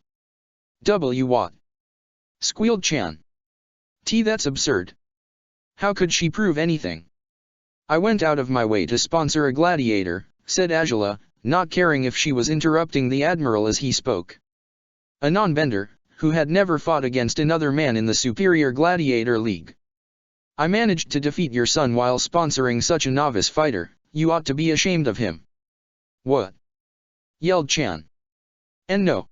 My son has the best gladiator in Ember Island. You couldn't have defeated him with a rookie. Yet I did, stated Angela, defying Chan with her glare. Yes, she did, said Oze. And if she can overcome your son so easily, despite he has been involved in this business for years and she is but a newcomer, she has proved him to be incompetent and unsuitable to marry her. He is, most definitely, not on her level. Chan was left to stare at Oze, his mouth wide open as he tried to figure out what had just happened. His gateway to an easy life had suddenly shut off on him because of some gladiator fight he hadn't been informed of. It didn't make any sense to him, but apparently it did to Oze. What was he going to do now? Was he supposed to let his family's chance to gain high honors vanish in thin air just like this? My lord, don't you believe this to be a rushed decision? He asked nervously. It took us a long time to decide on this arrangement. Isn't it a waste to throw it away now, just like this? It does make me feel somewhat remorseful to see that all our meetings were to no avail, but my daughter has proved your son's incompetence. Not much can be done about that. Also, Admiral Chan, I believe your son will be pleased to discover our engagement has been called off, Angela said. I'm afraid that meeting me face to face has made him fear me far more than any husband should fear his wife. The only person who refuses to let this arrangement die out is you, and I'm sorry to say, Admiral, that you don't have the last say upon this matter. Indeed, she is right, said Oze. You will have to come up with a new method for me to repay you for your deeds down at the South Pole. Meanwhile, inform your son that he will not marry my daughter. Chan's eyes grew wide with despair. This couldn't be happening. Father, added Angela, looking slightly confused as Chan lowered his head. I don't understand the nature of your bargain with the Admiral. What deed did he perform to have you pay something back to him, if I may inquire? Oze's brow contracted at his daughter's question. You are well aware of that, aren't you, Angela? The Admiral saved your life and our settlement down at the South Pole 2 years ago. Angela looked puzzled and she rubbed her chin with her thumb at her father's words. Chan began sweating, realizing what was at stake here. The princess had never been known for her kindness. That she had allowed him to get away with his lies didn't mean she wouldn't get back at him for it someday. I don't believe you were informed correctly of the events, father, she said. I don't know what you were told, but Admiral Chan cowered under a table along with the rest of the military leaders while I took care of the threat myself. Why do you believe I took a detour to drop the slave at Huiyi? If Chan had been the one to defeat him, he would have been the one carrying the slave around, not me. Oze's frown grew even more pronounced as he realized his daughter's words made sense. He eyed Chan with disdain and fury before addressing Angela again. If this is what truly happened, why are you only speaking out now, Angela? I was under the impression that the high-ranked men in the army were trustworthy and honorable, said Angela. I never thought the Admiral would have lied in such a shameful manner. I was certain that whatever favor you were rewarding him with had nothing to do with the South Pole, since his performance there was as shameful as it was. Is this true, Admiral Chan? Growled Oze, the flames that decorated the room flickered with his anger. Oh, of course not, my lord. Chan squealed, terrified. Oh? You're accusing me of lying, then? Inquired Angela, raising an eyebrow. Why, you have no proof? Yelled the man. Don't raise your voice to my daughter, Admiral Chan, Oze commanded, enraged. I hold her words in far higher value than I ever will yours. Don't worry, father, there's no need to get worked up over this. Despite what he says, I, in fact, have ways to prove that my words are true. There are many witnesses of what happened at the South Pole. I'm fairly certain General Bujing would be most cooperative if he were asked about Admiral Chan's behavior during the attack to the settlement. Chan's face grew pale. Bujing would tell the truth, sticking to Angela's side of the story. They had never been on good terms, so he wouldn't hesitate to support Angela if it meant tearing Chan down. And Bujing isn't my only means of proof anyway, said Angela. Did I speak to you about my gladiator, father? No, you haven't told me much about him, said Jose, curious. He is the very man who had been leading the water tribe's resistance, the one I forced to become a slave, she said. I defeated him with a fire-bent fist to his stomach, and I'm fairly certain the burn mark must still be there. If you truly want to find out who the one to bring him and his entire operation down was, then I guess we could compare the size of the fist on my gladiator's skin with both my hand and Admiral Chan's. You'll see I'm not lying by then, I'm certain of that. Jose looked at Chan angrily, and the fire of the room grew dramatically in size and strength as the Fire Lord allowed his fury to fuel the flames around him. You deceived me, Admiral Chan. You lied to the Fire Lord you had sworn eternal loyalty to. No, no, my lord. Chan mumbled. I did it because I had to. You cowardly fool! Yelled Jose. You will pay for this treason. You will be stripped off your titles and properties. You are not worthy of your position, just as that low-life son of yours wasn't worthy of my daughter. Make sure you remember this for what's left of your life, Chan. Nobody lies to the Fire Lord and goes unpunished. I should have your head for this, you'd better be grateful for my mercy. I am, my lord. I'm so sorry. He whined, tears threatening to slip out of his eyes. Now get out of my sight if you know what's good for you. He yelled, and Chan crawled away with his head down, ashamed of what he had done for the sole sake of attaining glory and fame he didn't deserve. Once Chan was gone, Jose looked at his daughter sideways before smiling at her. What a wise move, Angela, he said. You knew better than to speak of what had happened before holding the proper proof to bring him down. Well done. You will make a great Fire Lord when your time comes. Angela smiled and bowed down at the Fire Lord as the flames diminished in size. He was beaming in pride towards his daughter now. Thank you, father.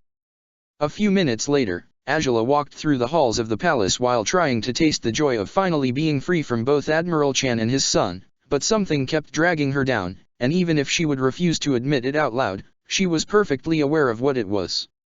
Just mentioning him on that meeting had made her feel as though her innards were twisting. She still couldn't forget the way they had argued, how he had declared the Fire Nation people were heartless and cruel. Were they really as bad as he claimed them to be? She was horrified to realize he had been right to say she avoided the issue of what was wrong or right because, once she took those notions into account while thinking of the Fire Nation's actions, she would have to face how much her people had damaged the world. Sure, they had become prosperous and powerful, but it had been at the expenses of wrecking the other three nations. And justifying what they were doing because other nations had done it before them in other eras wouldn't serve to justify anything in the long run. It didn't make them superior, as she had always believed they were. Angela gritted her teeth as she came to acknowledge these realizations. She wasn't supposed to question her nation, she was meant to rule it in the way her father did, and in the way his father had ruled it before him. But when she walked by a frame that held the world map, she found herself frowning and returning on her tracks to take a better look. It was the same territory she had studied to gain a better knowledge of the world she lived in, the same mountains, deserts, rivers, and oceans. The sole thing that had changed were the colors decorating the land. Almost the entire map was red. The whole Earth Kingdom continent, the air nomads as islands, they had been claimed as Fire Nation territory now. Angela frowned as she thought about it. Little sense did it make to think that the Earth Kingdom's arid territory belonged to the Fire Nation, that the steep and mysterious mountains of the air nomads were now theirs, too. How could they put their banner over such terrains? There was nothing about them to give Angela a sense of belonging, of patriotism. She actually knew nothing about those terrains and she didn't care to know either. Even after all this time, after all she had told Sokka, she couldn't think of the Earth Kingdom as an addition to the Fire Nation. It was wrong, both cultures were completely different, forcing one upon the other would never feel right. And then she remembered those scrolls of ancient history again. The wars that had been waged between benders of different kinds, the outcome to those conflicts had been the best one, since each one of the four nations had obtained the territory most suitable for them.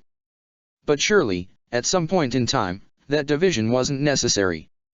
A long time ago, benders of all kinds had found a way to coexist before someone, just like the current Fire Nation, had decided to set himself and his kind apart from those who were different out of spite, disdain, or paranoia.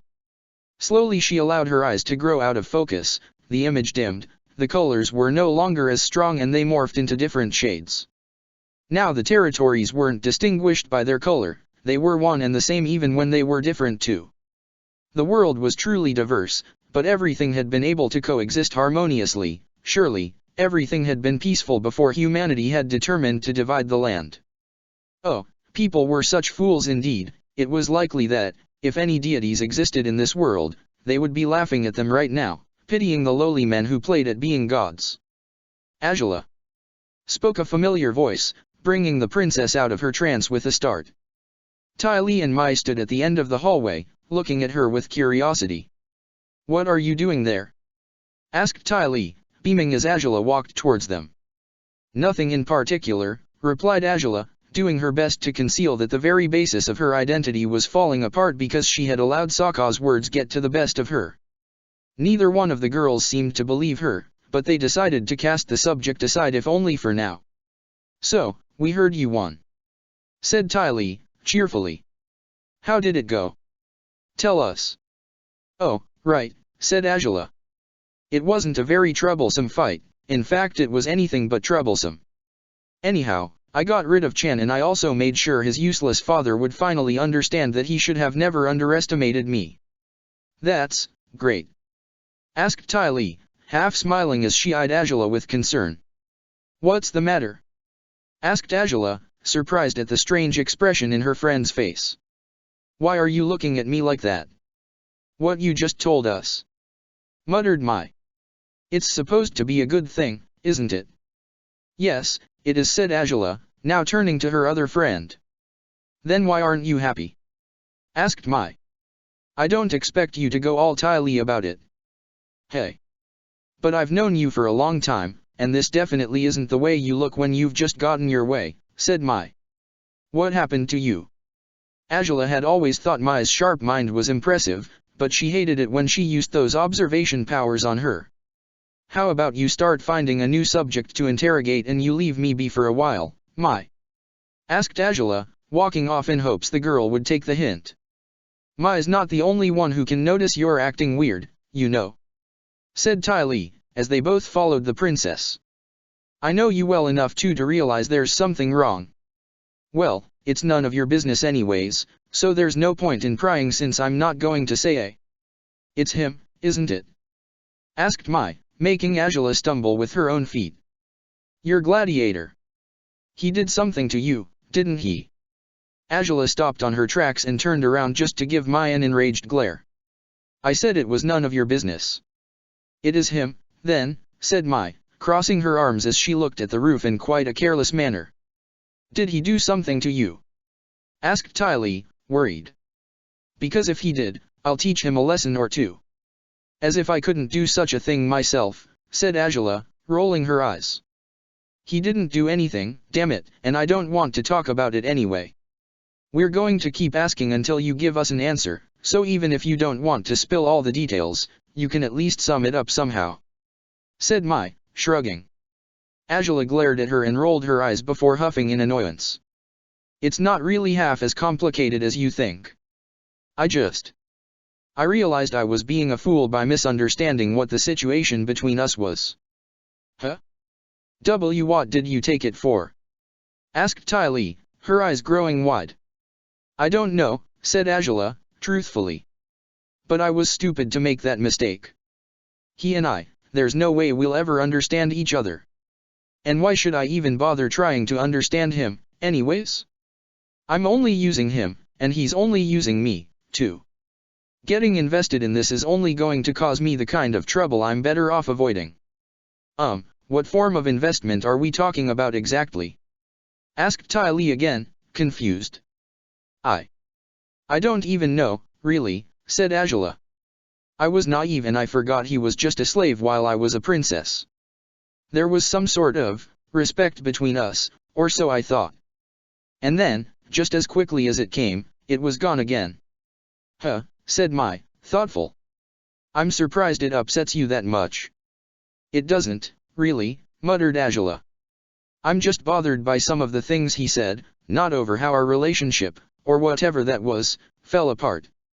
I guess I did need an eye-opener. He really is just my gladiator, he was never meant to become anything other than that. I was a fool to forget that. Gee, that sounds so sad, said Ty Lee.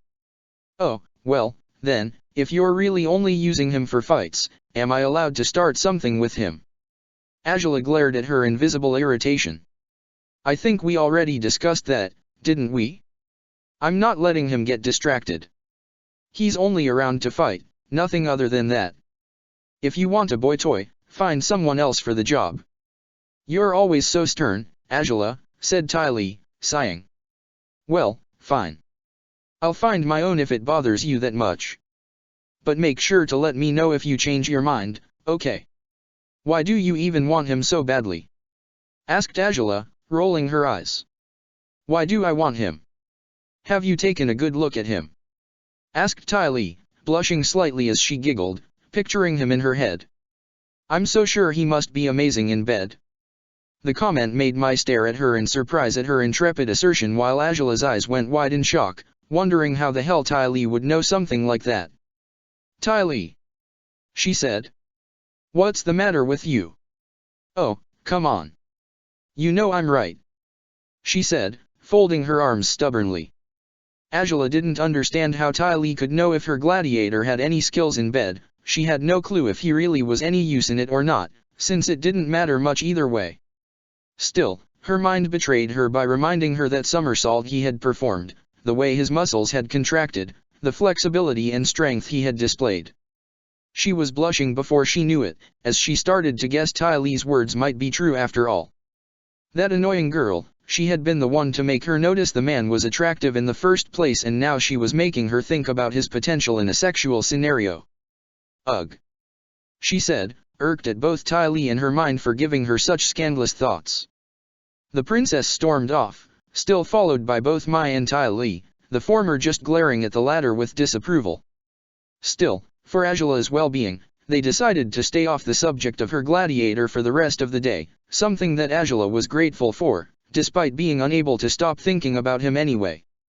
Piandao was drinking his tea quietly as he watched his student practicing his moves.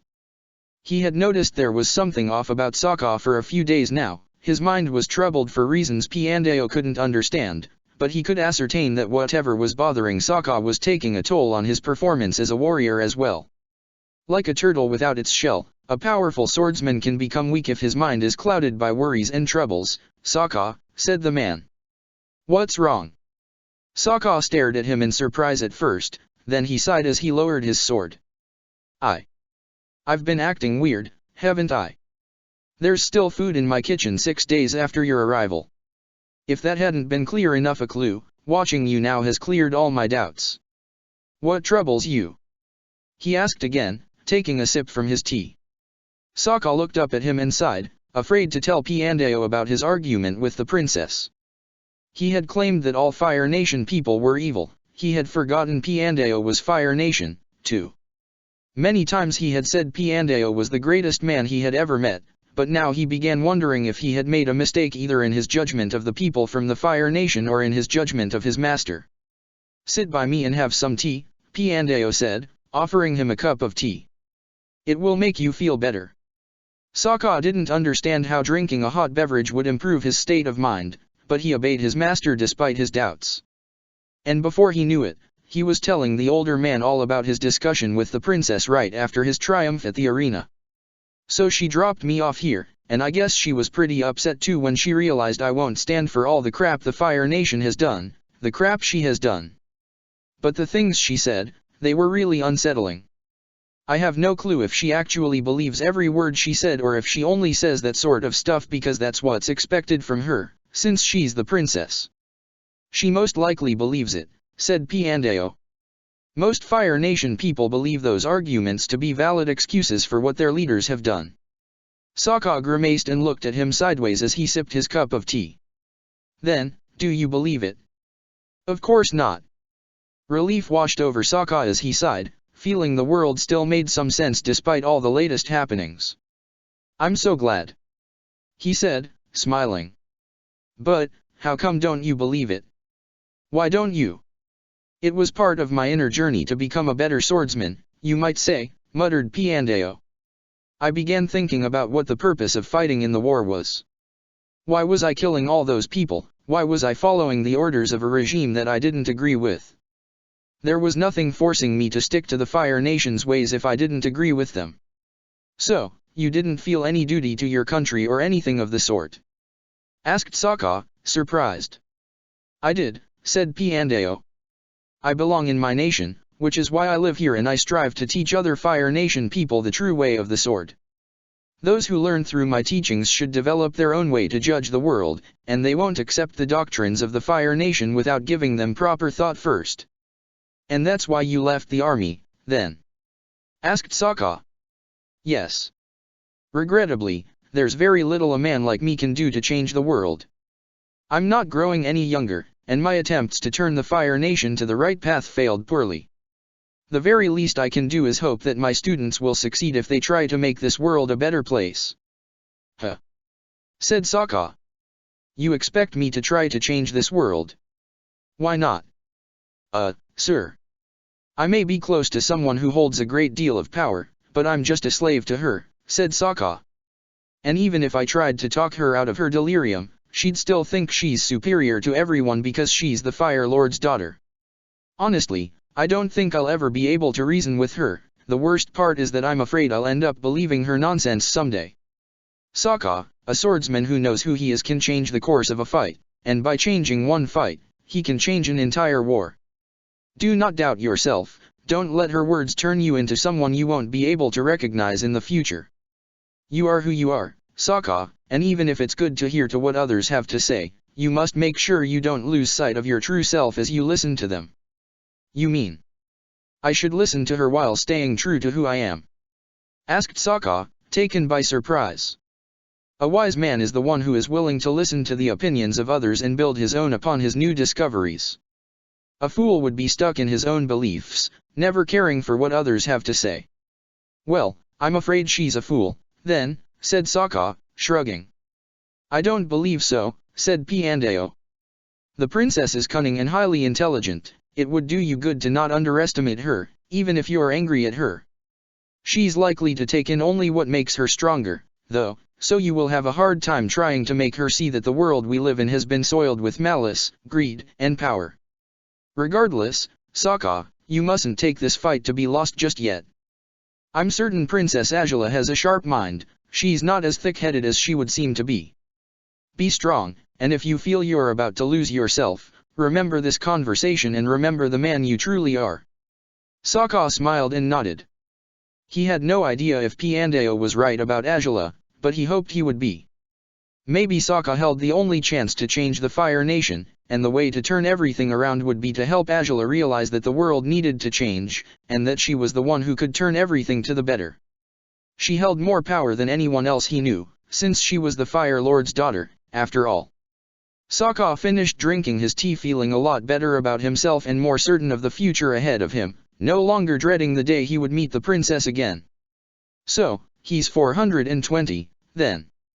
Asked Azula, as she scanned the list that comprised the Gladiator ranking with interest. Yeah, I'm amazed, said Shoji. I think it's the first time that someone rises so high with his first fight. You really picked the best fighter. I wonder about that, was Azula's reply as she kept scanning the scroll. She had taken almost 2 weeks to purge Sokka's words out of her mind, hoping to rid herself of the strange trance she had gone through while staring at the world map. She had to focus on what was truly important, and that was the rankings scroll in her hand. She had to pick a new opponent for her gladiator, and she would select one right away, if she managed to find an interesting gladiator name on the sheet of paper she was holding. Well, are you going to issue out a new challenge? Asked Shoji, raising an eyebrow. Yes, but I'm not sure of whom should I challenge, said Angela, sighing. It would be a lot easier if others were the ones to challenge me. I know nothing about these fighters. I do, though, said Shoji, grinning. I can help you choose your opponent if you want. Angela looked at him with slight uncertainty, still holding the paper in her hand as she wondered if the boy could help her at all. Well, then, point me towards any good fighter in the lower half of the ranking, said Angela. Oh, sure. Said Shoji, smiling as he took the scroll, and after scanning it quickly he pointed at number 264. If you want a good challenge, you can go for the Lady of Laogai, she's one tough earthbender. Or if you want something that probably won't be so difficult, you can fight the Emerald Rockman, he's not that strong even when he's an earthbender also.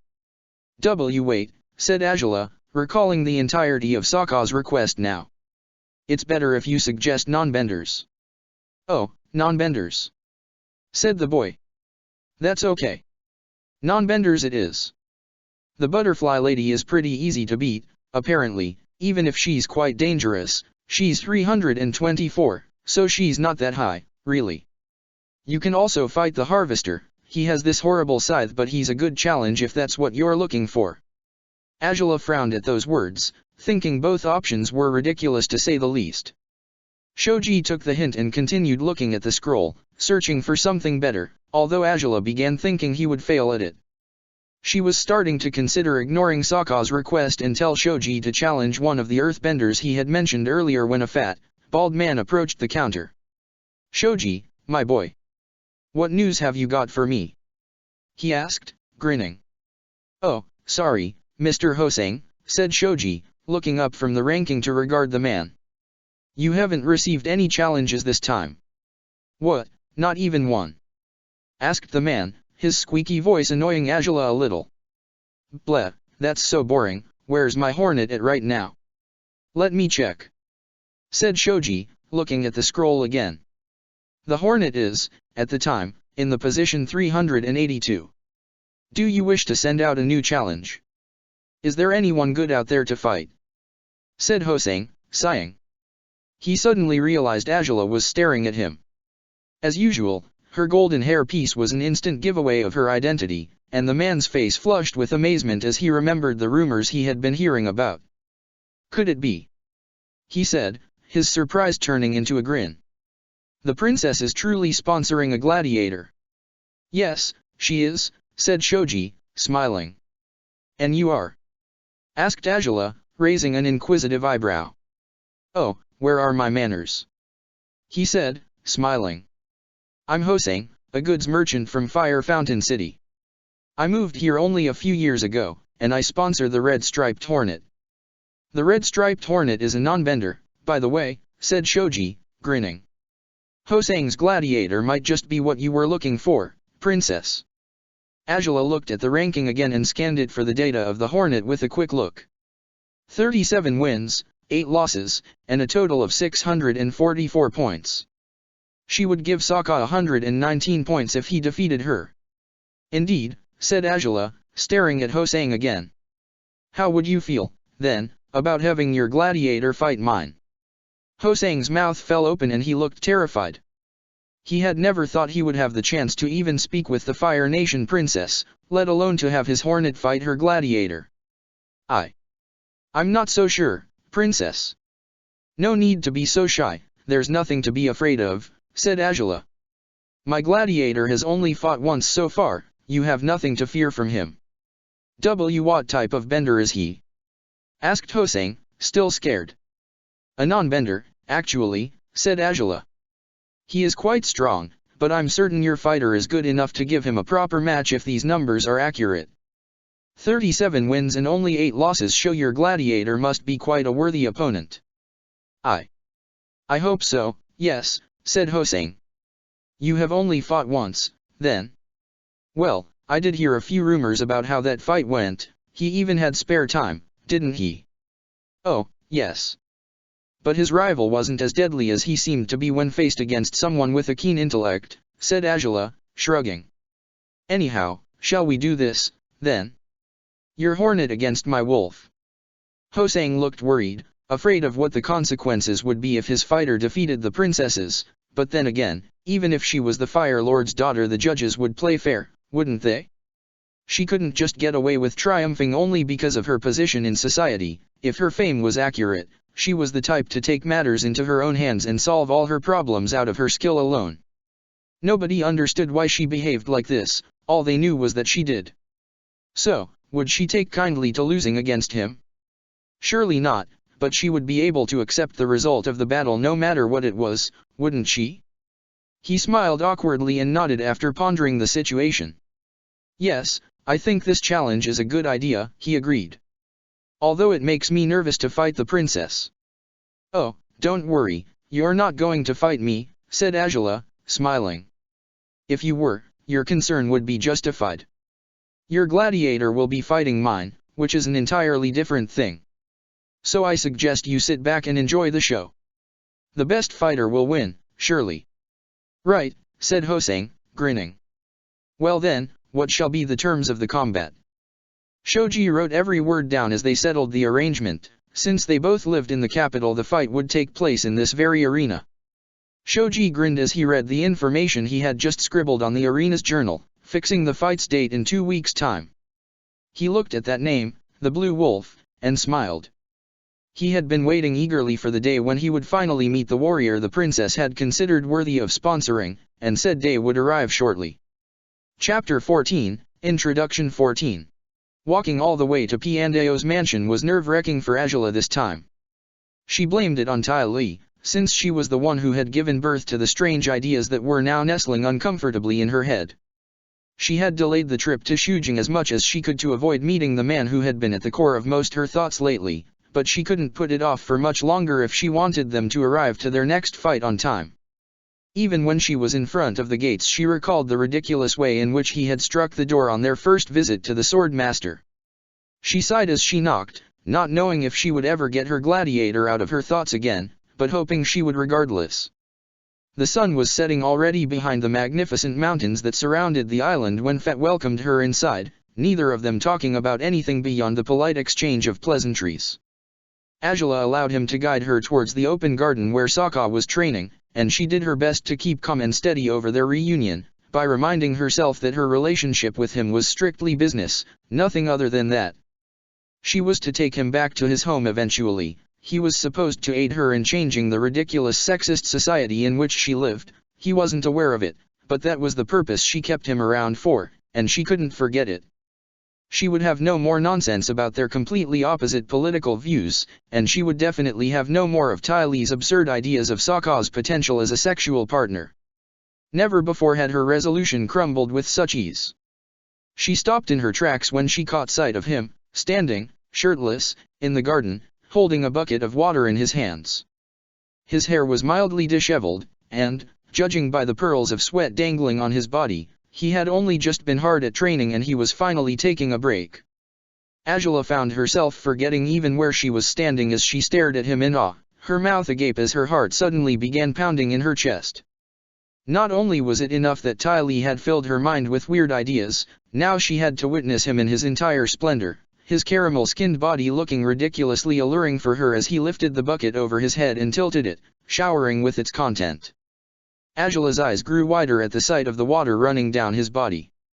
The scars all over his skin only enhanced his appeal to her, for reasons she couldn't understand. This was madness. No, it was karma, that's what it was. She no longer could deny it was a real thing. The situation was completely preposterous. Why was she even looking at him? Rather, why couldn't she stop staring at him? And why was she blushing too? She was a princess. She didn't blush, and especially not at the sight of a shirtless savage washing his body so shamelessly. Fett raised an inquisitive eyebrow when he saw the princess seemed to be close to having a cardiac arrest for some reason.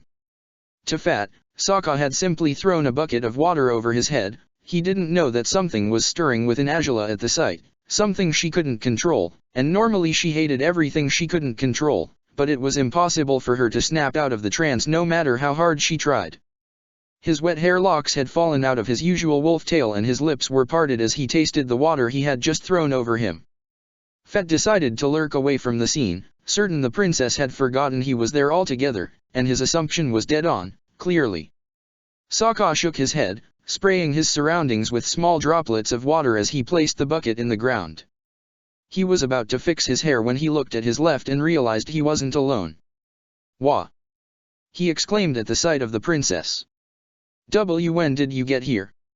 Angela was still unable to register any of what had happened. Her body was reacting to it, her mind wasn't.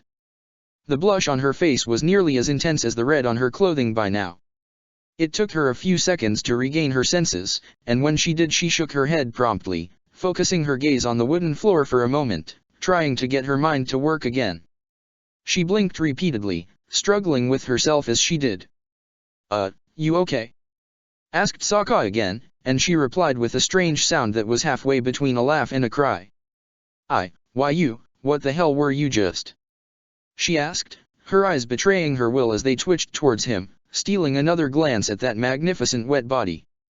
"I always do that when I'm done training," he said, raising an eyebrow. "What's so bothersome about it?" How can you ask what?" she started, then stopped on her tracks. "Really, what was so wrong about it?" It's plainly inappropriate. Is this the way savages take baths down at the South Pole? No wonder you're so uncivilized." Sokka's hands went to his hips as he wondered what was so absurd about it. Shirtless men weren't a big deal anywhere, from what he knew, but she was the princess of the Fire Nation. How many times had she seen a man in this light? Sokka found himself smirking as he began pinpointing what bothered her so much. "Yeah, I'm uncivilized, yet you're the one who's making a ruckus because I've got no shirt on," he said, beaming with malice. "Is it the first time you've seen a man's bare chest, princess?" His teasing did nothing but enrage her. She glared at him, trying her best to keep her eyes focused on his, but she couldn't block the sight of his body. Flustered, angry and ashamed of her behavior, she stormed off through the hall as Sokka grabbed the towel he had brought with him and wiped the remaining water off his body, chuckling to himself. Angela kept walking, her breathing uneven and her face still red. She lifted a hand to her forehead as she tried to calm down. What was wrong with her? Why was she acting like this? She had never felt this way before, she had never been unable to control her body.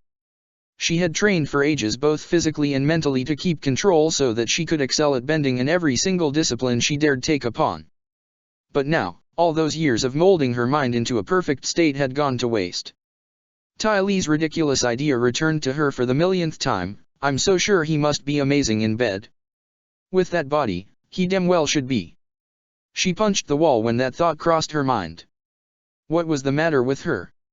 Fed informed me of your RE dash, said Piandao, who had just been walking down the hallway when he caught sight of the girl striking the wall with a fist.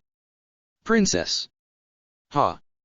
She stumbled as she walked away from the wall, moving her hand to her forehead as she tried to get level-headed again. She hadn't realized he was there until he addressed her by her title.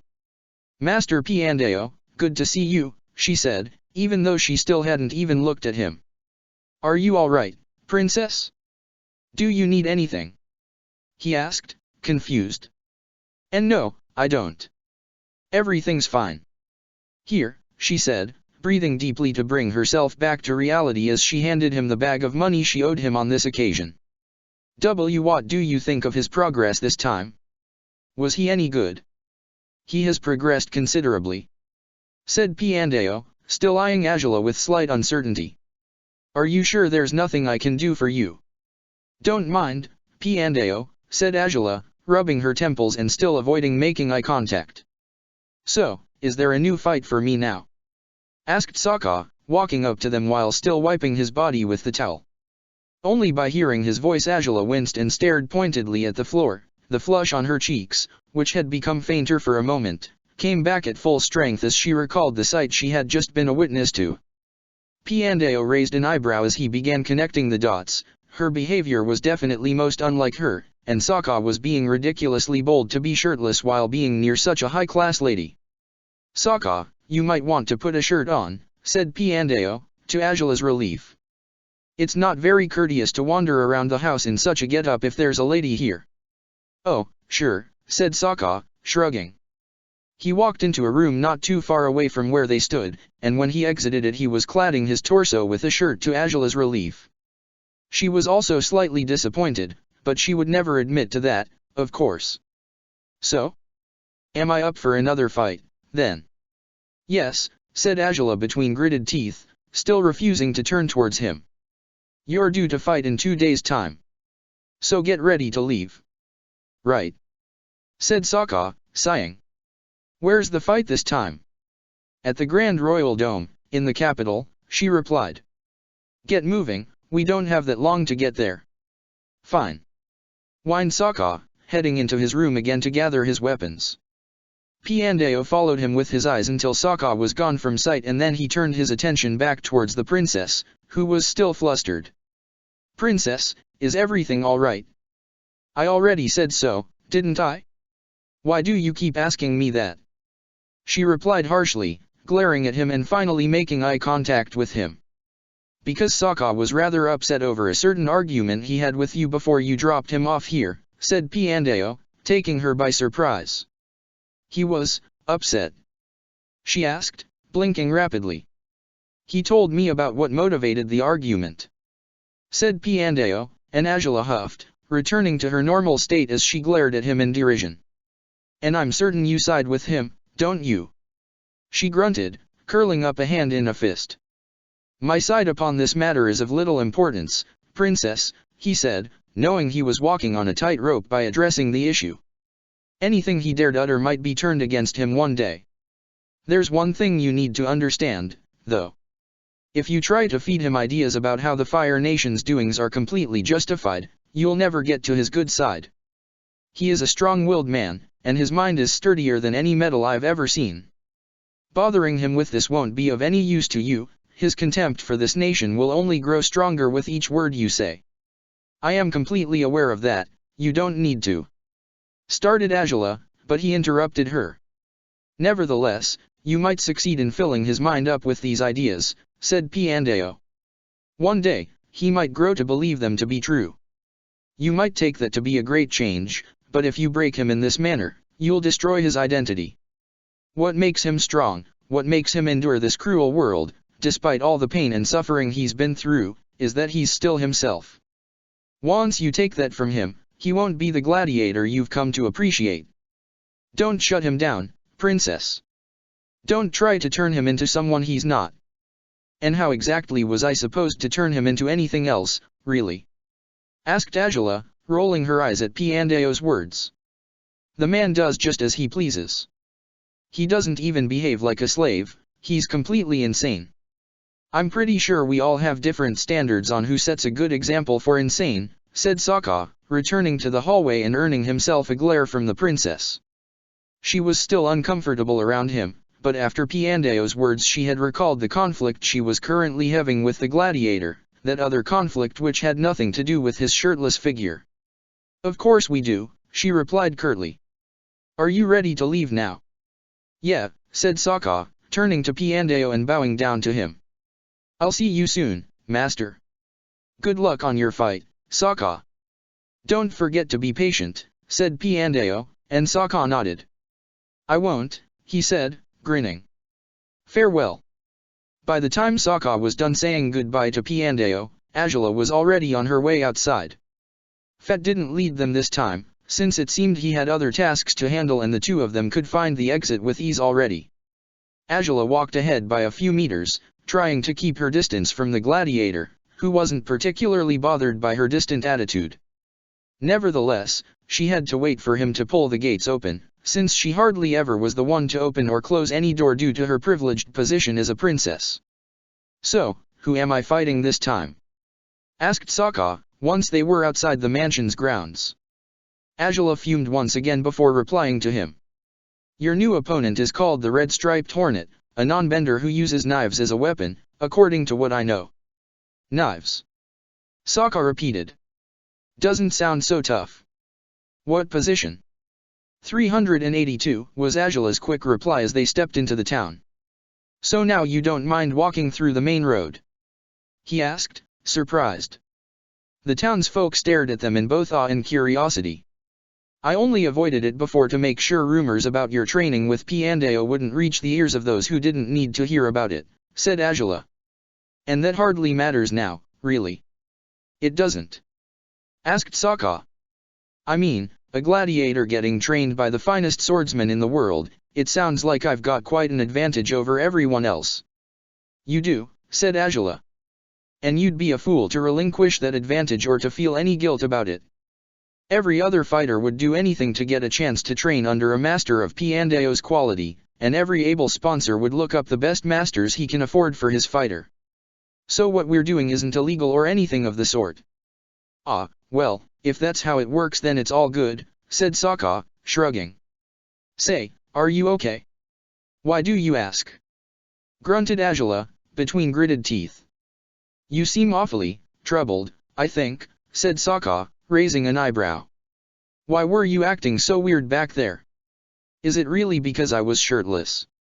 Azula flushed again and shook her head at his boldness. You're just incorrigible. Come on, that really wasn't the first time you saw a shirtless guy, was it? He asked, raising an eyebrow. It wasn't. She grunted, remembering the Agni Kai her father and brother had fought almost 10 years earlier. Oh, just give it a rest. Forget about it and let me forget it too.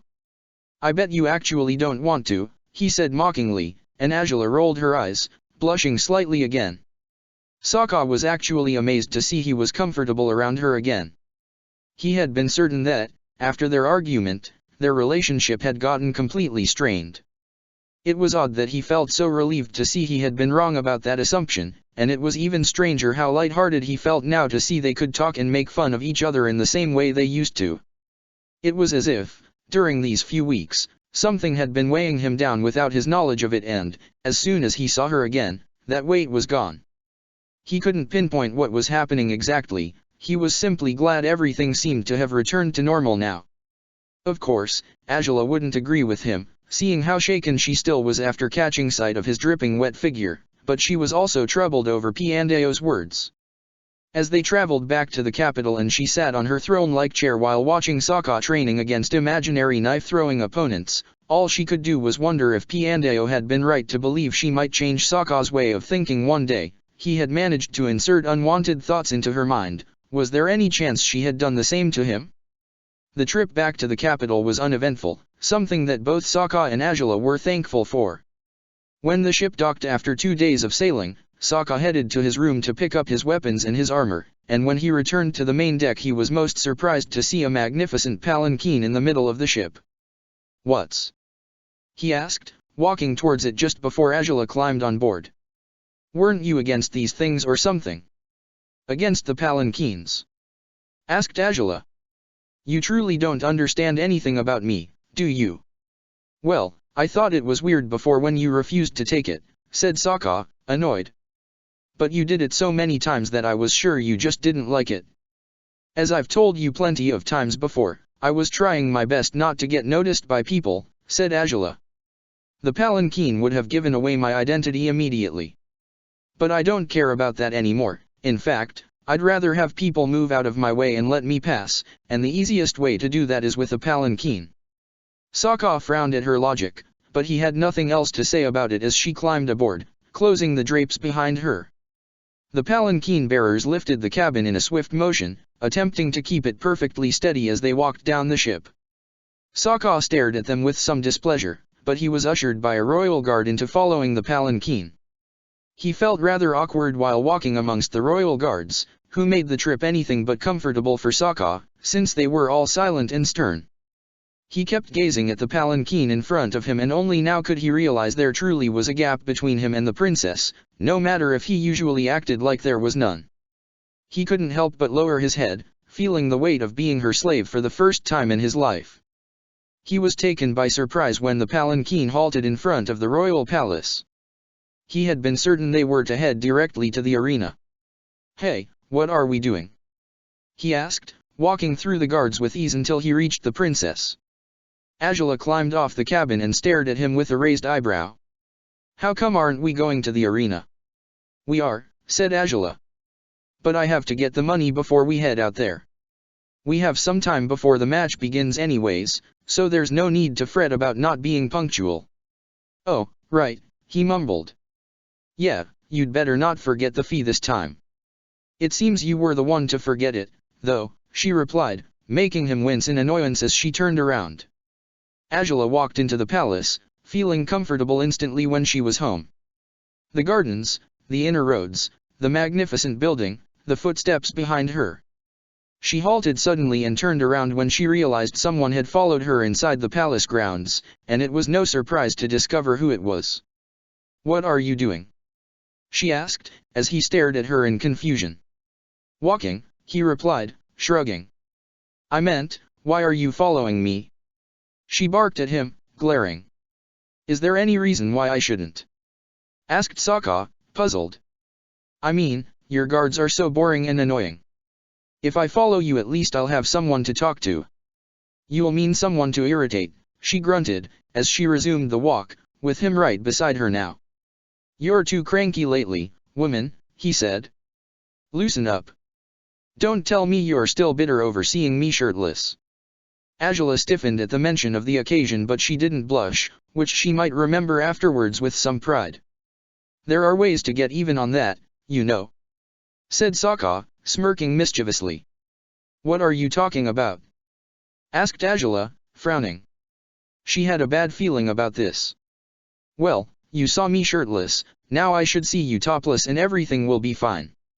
She gave him the coldest glare she could muster, making him take a few steps back to avoid her wrath. "I'm sure you'd like that, wouldn't you, savage?" she asked, her hand curling up in a fist enveloped in blue flames.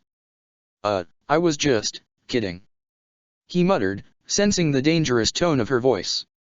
"You'd better be," was her reply as she sped up her pace.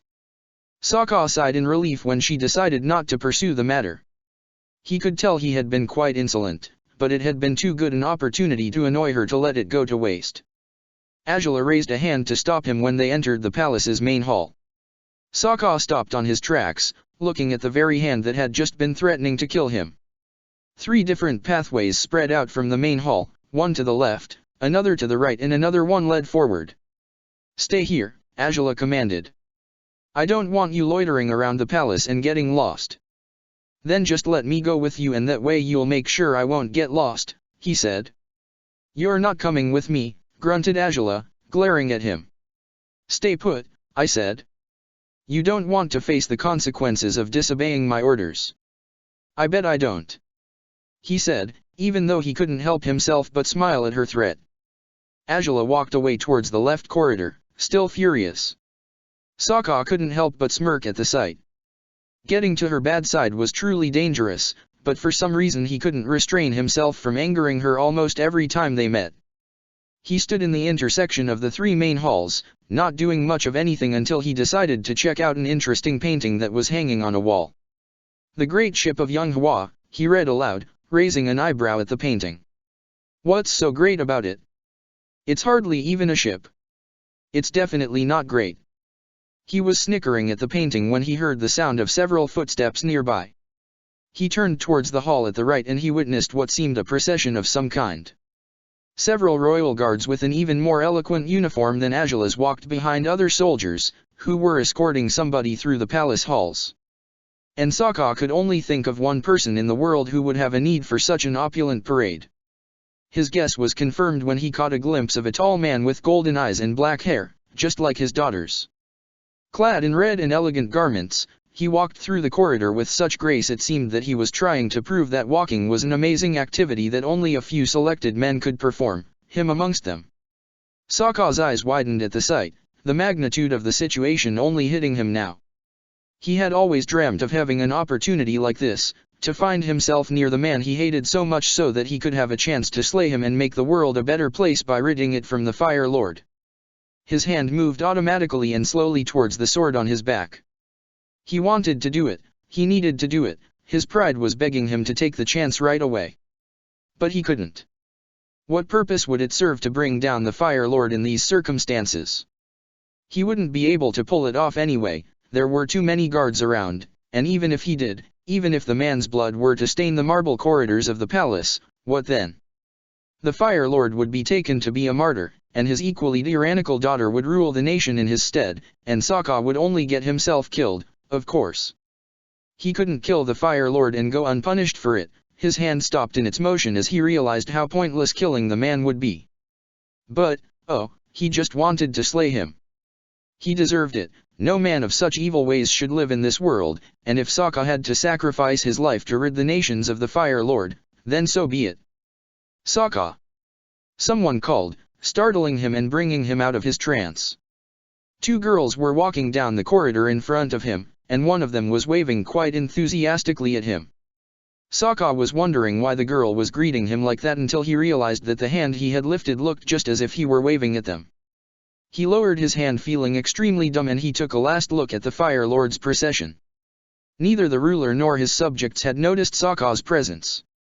The opulent group took a turn around a corner and vanished from sight just when Sokka turned to face the girls. "How are you doing, handsome?" asked Ty Lee, beaming at him. "It's great to see you again." Same," said Sokka, although he didn't quite feel as pleased as Ty Lee did. "What are you two doing here?" "We always come spend time with Azula once a week," said Ty Lee, grinning. "We came by today and we can't find her anywhere, but if you're here she can't be too far, right?" "If he's here," said Mai, thoughtful. "It's probably because he has a fight today, right?" Sokka nodded slowly, and Ty Lee's eyes widened at the revelation. "Oh. Of course," she said, and then she turned to Mai. "Hey, how about we go see his match?" "What?" said Mai, frowning. "Not happening. You only want to go to get a chance to make more bets. Your gambling is becoming an addiction, Ty Lee." "Oh, come on," whined Ty Lee. "Besides, we have nothing better to do." "Why not?" "I already told you why. And the worst part of your betting is that you always use my money. At least have the decency to use yours, would you?" I guess I should, sorry about that," said Ty Lee, grinning with some guilt. Mai's glare at her didn't lose any of its harshness. Sokka only stared at the two friends with some confusion until Ty Lee turned to him again. "Oh, and, by the way, is everything alright between you and Azula now?" she asked, looking very worried. What are you talking about?" asked Sokka, taken by surprise. "What wouldn't be?" "Well, I don't know what was wrong, really," said Ty Lee, shrugging. "But the other day, after she returned from your first fight, Azula looked upset about something. She wasn't too specific." "She wasn't specific at all," Mai muttered. "But we could tell it was something about you," finished Ty Lee. "What happened with you two?" "Well, it wasn't a big deal, just political differences, I guess," said Sokka. "I made it clear that I think she's crazy and her ways of thinking make no sense, and I bet that you think in the same way she does, so I'm just going to shut up now before you two end up angry at me too." "Why would I be angry at that?" asked Mai. "You'd be crazy to think the Fire Nation is amazing and marvelous if you're not from the Fire Nation." "Gee," said Sokka, startled. Thanks for the support, I guess." "Who said I was supporting you?" said Mai, raising an eyebrow. "I'm only stating facts." "The thing is, Azula can't quite understand that," said Ty Lee, grimacing. "She is the princess, after all. She can't let her view on the Fire Nation get swayed by anyone at all." "Clearly," said Sokka. "Even when it's pretty obvious that the Fire Nation's wrongdoings are completely out of control. Anyways, I'm surprised to know she actually cared about that. It didn't seem like it meant that much to her. She was colder to me after it happened, but I didn't think she really cared." "It seems she does," said Ty Lee, grinning. "And is it really a wonder?" "What's that supposed to mean?" asked Sokka, as the girl chuckled a little viciously. "I'm disappointed to see you can't figure it out on your own," she said, her hands on her hips. "I thought you were a lot smarter than that." "Yeah, if Ty Lee can notice something before you do, it means it ought to be pretty obvious to anyone," said Mai. "You're slower than I thought, really." "Hey. That's so mean, Mai," whined Ty Lee, pouting. "It's the truth." "It hurts sometimes," said Mai, smirking slightly. "Seems like you're awfully honest with everyone, aren't you?" asked Sokka, raising an eyebrow. "I do my best to be," she said, still grinning. "So, you really can't figure it out, can you?" "What am I supposed to figure out?" He grumbled, annoyed. I have no idea what you two are trying to say, all I know is that she's plain crazy. There's nothing more to it than that. I believe we all have different standards on who sets a good example for plain crazy, he heard someone say behind him. The princess's mocking voice made him jump in surprise, especially since she was using his own words against him. Angela! Squealed Ty Lee, flinging her arms around her friend. Angela looked slightly uncomfortable, but she didn't push her away. Ty Lee caught sight of the bag in her friend's hand and her eyes seemed to grow wide in greed. Hey! You've got some money there. You can lend me some so I can bet on soccer today. What? Said Angela, startled.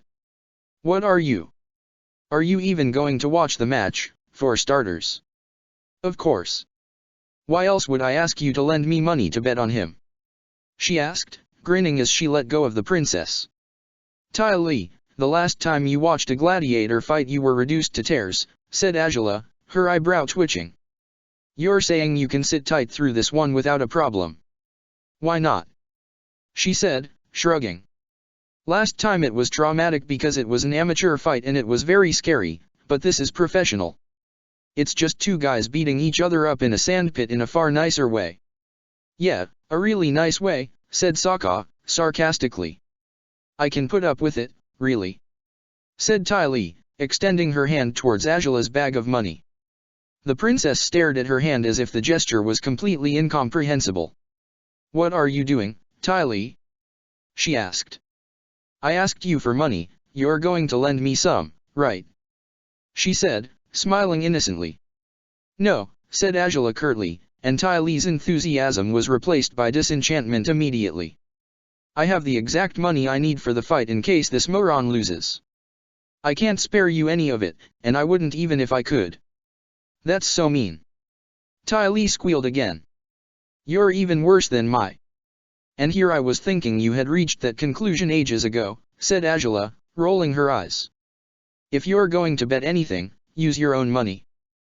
Bleh, you both are too stingy, Ty Lee whined, crossing her arms over her chest. You can also get your own gladiator, said Mai, shrugging. That way you could bet on him to fend for your addiction for gambling. That's not very helpful, Mai, said Angela, but Ty Lee's huge smile showed she thought otherwise. That sounds like a plan. Yes. She squealed. Well, great for you, said Angela, rolling her eyes. Go get your gladiator and waste all your money on him if you have any savings at all. Meanwhile, I have an appointment to attend and this savage is supposed to come with me. I'll be seeing you both later. With this statement, Angela began walking down the main road that led outside the palace's premises. Sokka followed her, although he wasn't too pleased to hear the princess refer to him in such a diminishing manner in public. Wait. We're coming too. Declared Ty Lee, taking Mai's hand and dragging her behind the other two, trying to keep up with their pace. Angela didn't say a word as she climbed aboard her palanquin again. Sokka sighed at the thought of having to walk amongst those strange guards again, but just as he was about to start walking, someone called out to him. Wait.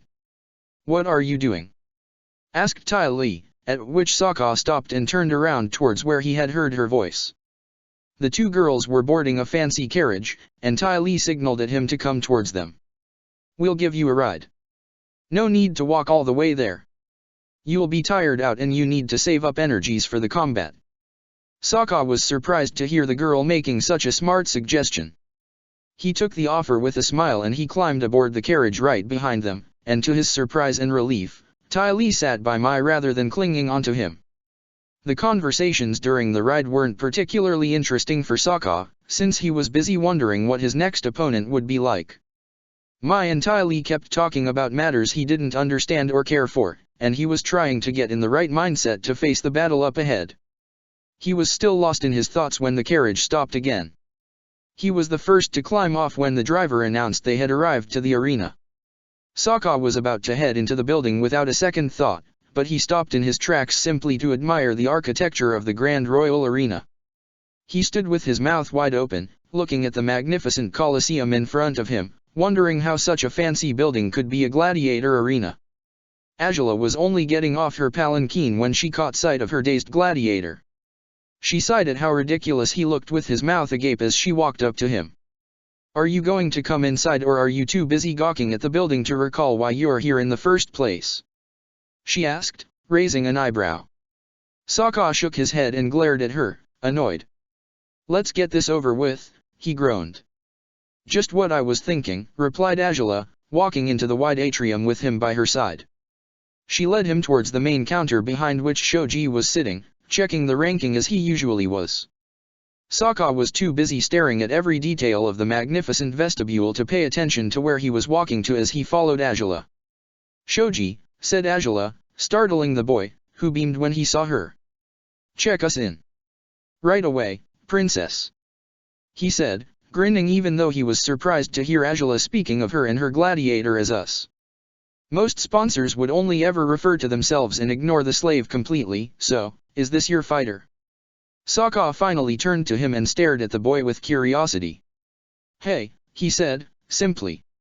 Shoji smiled at him, immediately admiring the man in front of him. Nice to meet you at last, Blue Wolf, he said. Your sign-up can be finished now, since you're here. What? What are you talking about? He asked, raising an eyebrow as Shoji took out Sokka's initial register form. Here. The princess didn't know for sure what your 10 weapons of choice were when she was signing you in, so you have to fill in that part of the form now, if you don't mind. I see. He said, taking the brush and ink the boy offered, and he began writing down his 10 weapons. You also have to state what you'll be using on this next fight, by the way, said Shoji, once Sokka was done writing. What will your weapons be? Said Sokka, frowning. My sword, my boomerang, and 3 bombs, I guess. I don't think I'll need anything else in this fight. Understood, said the boy, smiling as he wrote his selected weapons on another file. Very well, your fight will begin shortly. Take the stairs to the basement, you're supposed to go to the standby room that's on the hallway at the right. Princess, you shall go upstairs to the sponsor's balcony. Thanks, Shoji, she said, making him blush at her words as he bowed down to her. See you, kid, said Sokka, following Azula towards the huge flights of stairs in the vestibule. Shoji waved goodbye at him. Good luck. They heard Ty Lee squeal from behind them as she and Mai walked towards the stands reserved for the rest of the audience. Azula watched them both until they were gone from sight, and she headed downstairs with Sokka, startling him. Why are you coming along again this time? He asked, raising an eyebrow. Why shouldn't I? She replied curtly, having him blink in confusion. Sokka would have pressed further on the matter, but he was too busy staring at every detail of the royal dome. The carpeted stairs were splendid, just like the ornaments around him, and they made him feel disgusted with himself when he realized he was admiring the beautiful red color that was everywhere in sight, a color he used to loathe. Rather than a stone tunnel like the one at the Ember Crater, the passageways at the Grand Royal Dome were beautiful and elegant, something that Sokka couldn't quite understand. He was certain that only gladiators treaded along these paths, therefore, why would the staff of the arena bother making these hallways so beautiful? He wasn't against it at all, but he was certain that most noblemen would consider it a complete waste of material if they ever saw how grand these halls were. Still, they probably never would see them anyways. The standby room was just as magnificent as everything else, even the golden metallic grid was sparkling in such a manner that Sokka actually felt like sitting down to admire it for a moment. Yet Azula brought him back to reality when she cleared her throat. What? Asked Sokka, raising an eyebrow. Listen up, she said, once she knew she had his attention. From what Shoji told me, your opponent isn't that easy to defeat. Watch out for the knives, be smart about this combat, and everything will go well for us. Remember, you don't need to knock your rival out, as long as you dominate the entire fight and stay on your feet all the way until the time is up, you can win. It sounds as though you're expecting this gladiator to be tougher than the Spawn, said Sokka, surprised. Judging by how ridiculously weak the Spawn was, you should hope this one is better, said Azula. Don't underestimate any of your rivals, no matter if they're weaklings, because the minute you do, they're likely to prove you were wrong about all your assumptions. Sokka raised an eyebrow at those words, surprised to hear her sharing wisdom like this. All right, I won't underestimate anyone, if that's what you want from me, he said, shrugging. See you later, I guess. I'll do my best to win. You'd better, said Angela, turning around swiftly and leaving the room. Sokka was left again with a strange sense of longing once she walked away. Something was still off about them, something that caused his insides to stir uncomfortably. He wanted to fix this somehow, he wanted to make things better, to tell her he was sorry, until he realized he wasn't sorry at all about what he had said back then. All he wanted was for things to return to normal between them. He had been scared to see her smiling in joy not too long ago, but now he would have done anything to avoid getting into that blasted conversation and have her keep that scary smile on her face if only to avoid the displeasure he was feeling right now. But it was pointless to continue mulling the matter over right now, when he couldn't do anything about it. He stood in front of the metallic grid, his eyes growing colder just as they always did when he faced the sand pit. After a few minutes, the grid began moving upwards and his resolution was as strong as he felt. He was about to face a new enemy, and he would make sure to triumph against him just as he had triumphed all along ever since he had become a gladiator. He wouldn't let the princess down. Chapter 15, Introduction 15. Cheers greeted him as he stepped into the sand. He had no idea of why he had so many supporters now, but they were most certainly rooting for him since the squeals had begun when he was announced. Just as he had been told to do back when he was in the amateur arena, he raised a hand to salute the crowd and was rewarded by even louder screams. After listening to the applause for a moment, Sokka started processing the details of the fighting area. There was more furniture here than what there had been on Ember Island, such as complex systems of ladders and ropes, a stone well that seemed to be completely out of place at one side of the arena, and sharp, metallic spikes were dangerously placed around the edge of the pit. Sokka walked amongst the objects, doing his best not to trip on anything. The other gladiator was already at the center of the arena, glaring at him menacingly. His shaggy light brown hair was slightly disheveled, and he used a red bandana to keep his bangs out of his surprisingly large eyes. There were thick, red stripes on his cheeks, explaining the first half of his name, and his black armor with some golden embroidery finished clearing up why his gladiator name was the Red-Striped Hornet. Sokka looked up towards the stands. The Grand Royal Dome seemed large enough to hold a crowd of at least 1,000 people. The judge's balcony stood to one side of the building, opposite to the sponsor's terrace, just as it had been at the Ember Crater. But just above the sponsor's balcony there was another large balcony, more opulent and magnificent than the other two. It was empty, and Sokka assumed it was destined for the royal family's use. Since Angela was here today in quality of sponsor rather than princess, she was sitting in the lower balcony next to a plump, bald man. Her cold gaze was set upon him, and he could see in her eyes the expectations she had for him. Sokka nodded towards her in acknowledgement before turning again to face his rival. "Are you ready, gladiators?" asked a man with a megaphone just like the one at the Ember Crater. "The time limit on this occasion is 15 minutes, just as your sponsors decided." Sokka looked at Angela briefly again, wondering if setting the limit at 15 minutes had been a good idea. It sounded like a very short time span to him, but there was nothing he could do about it regardless. The gladiator in front of him snarled, making him wince in surprise. He wasn't too built, in fact, he was surprisingly thin for a fighter. He was already wielding his knives and his glare was slightly terrifying, though Sokka didn't think anything else about the gladiator was quite as menacing as his face. "Get ready. Start." Rather than jumping into attack right away, just as Sokka expected him to do, the Hornet kept glaring at him, his hands unsheathing two knives and holding them steadily in a threatening fashion. "Hey there," said Sokka, smiling in a friendly way. "What's up?" "What did you mean what's up?" grunted the enemy with a shrill and rasping voice. "Don't you remember what you're here for?" "Sure I do," said Sokka, smiling when he realized this fighter was at least a little more rational than the spawn of the volcano. "My name is Sokka. What's yours?" "None of your business," he yelled, lounging at him with his knives.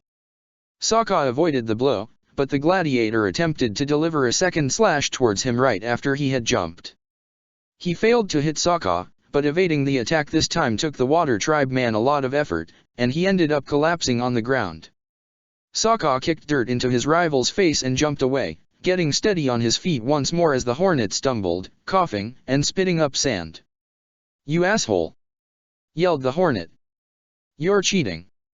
Hey, there are no rules that say you can't toss dirt into the eyes of your opponent, said Sokka, folding his arms across his chest as he smirked smugly at his rival. The hornet wiped his eyes clean before getting ready to attack again. Come on, make this stupid fight worthwhile. He grunted, running at him with his knives held up high again. You might want to change that form of attack, you know. Sokka said, evading each blow with more ease than before. It's really reckless, you've got no style at all. No style is my style.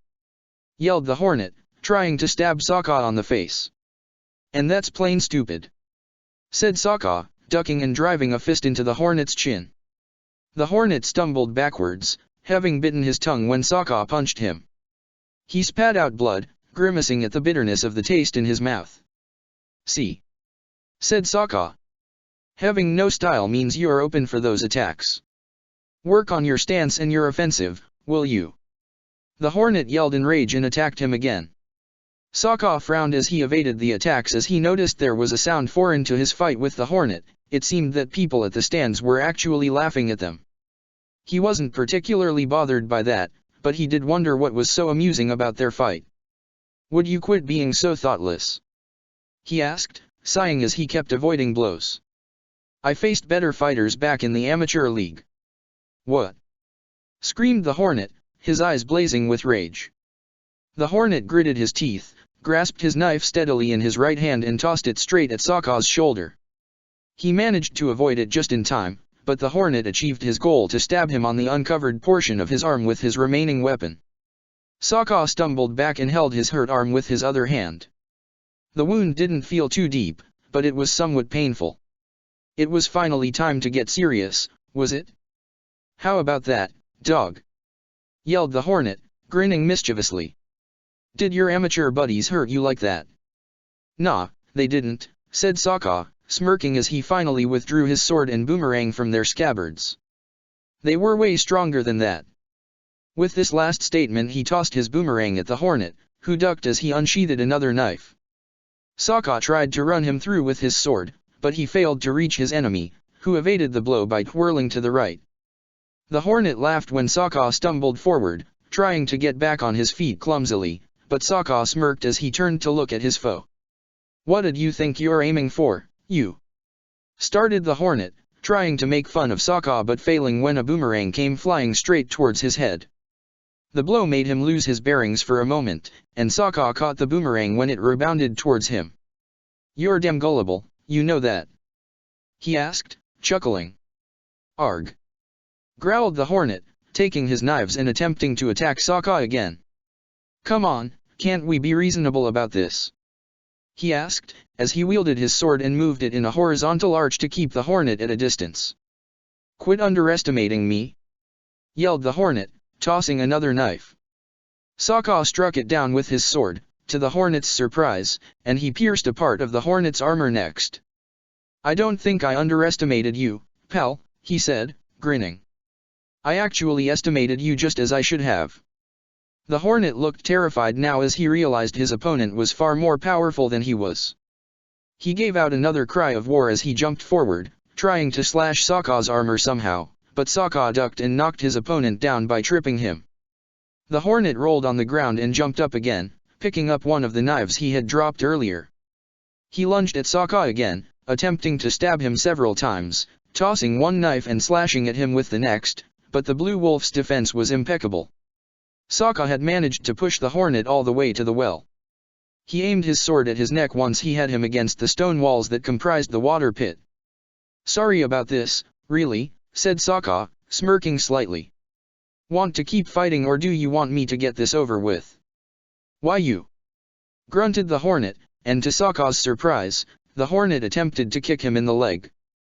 But the kick wasn't just a desperate last resource. Attached the tip of his right boot was the last of the hornet's 5 weapons, another deadly knife. Sokka couldn't avoid the blow completely, but his armor kept him safe from getting wounded. Still, the metal plate over his thigh crashed against his skin painfully, prompting him to gasp in pain and jump to put some distance between himself and his foe. Hey! He yelled, after getting out of the hornet's reach. That was damn sneaky. Yeah, it was, said the hornet, smirking. Have a problem with that?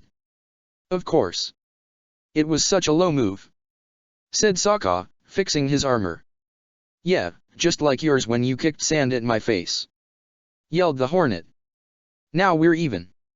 You're one damn wicked boy, you know that, asked Sokka, wiping the sweat off his brow as he glared at the hornet. No, I'm not, yelled the hornet, enraged. Sokka blinked in surprise at his reaction. Why are you so worked up over that? He asked.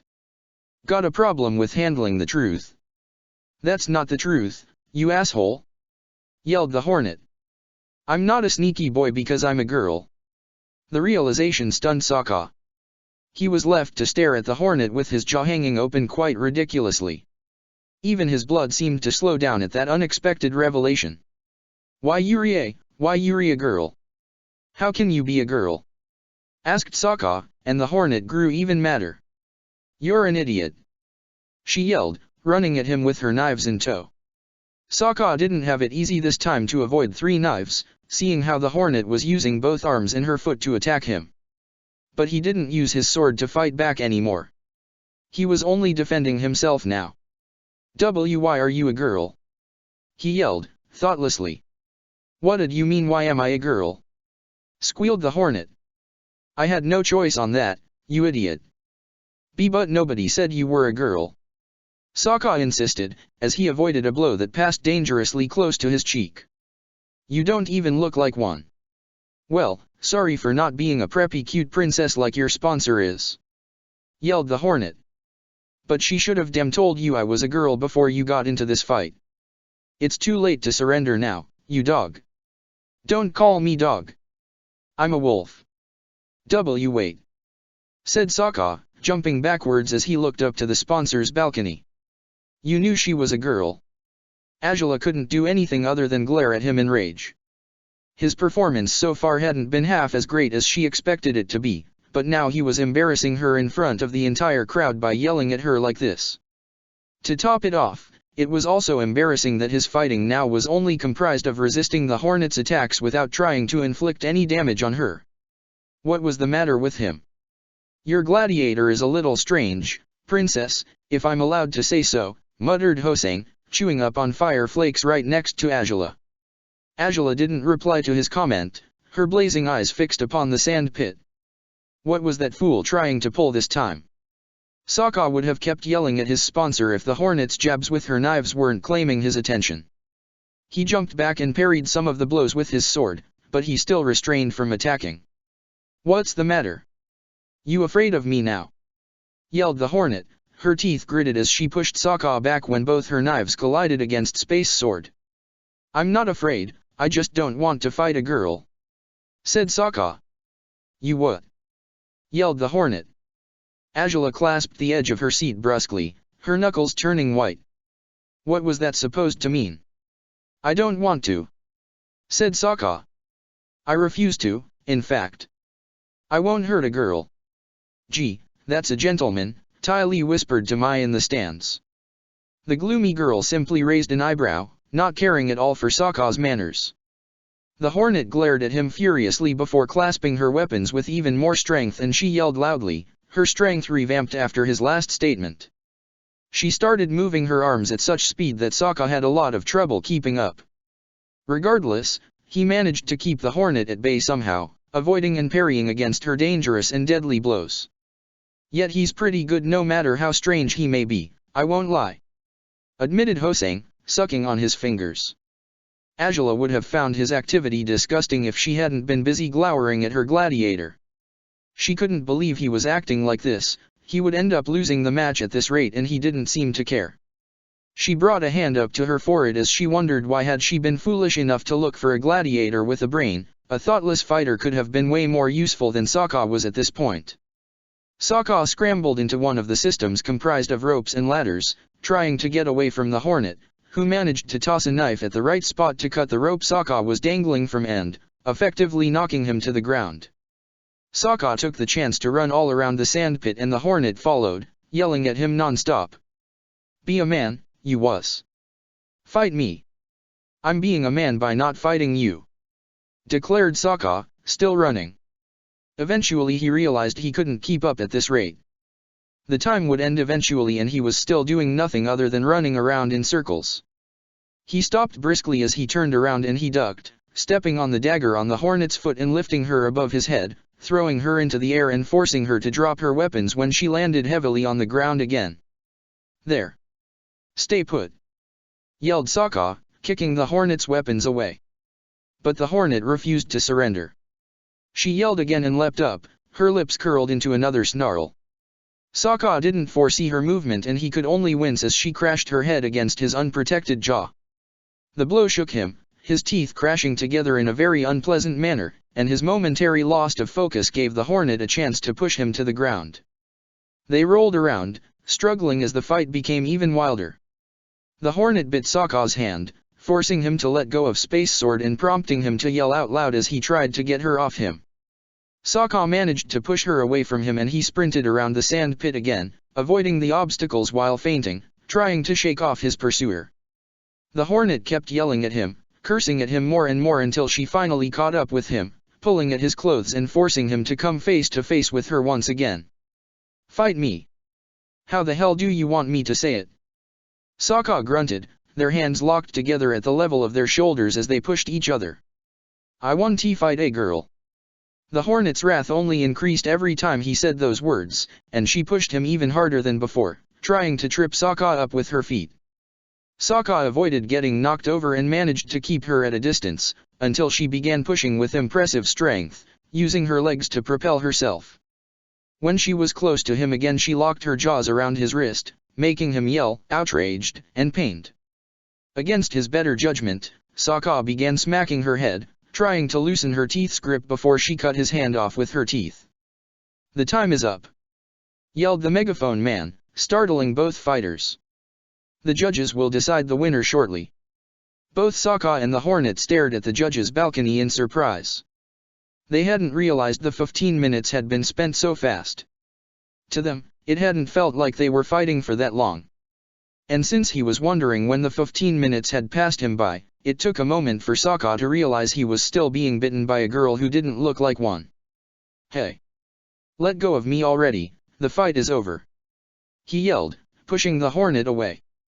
Luckily for him, the hornet complied with his wishes and she unclenched her teeth, spitting in the sand as she glared at him. "You're a coward!" she yelled.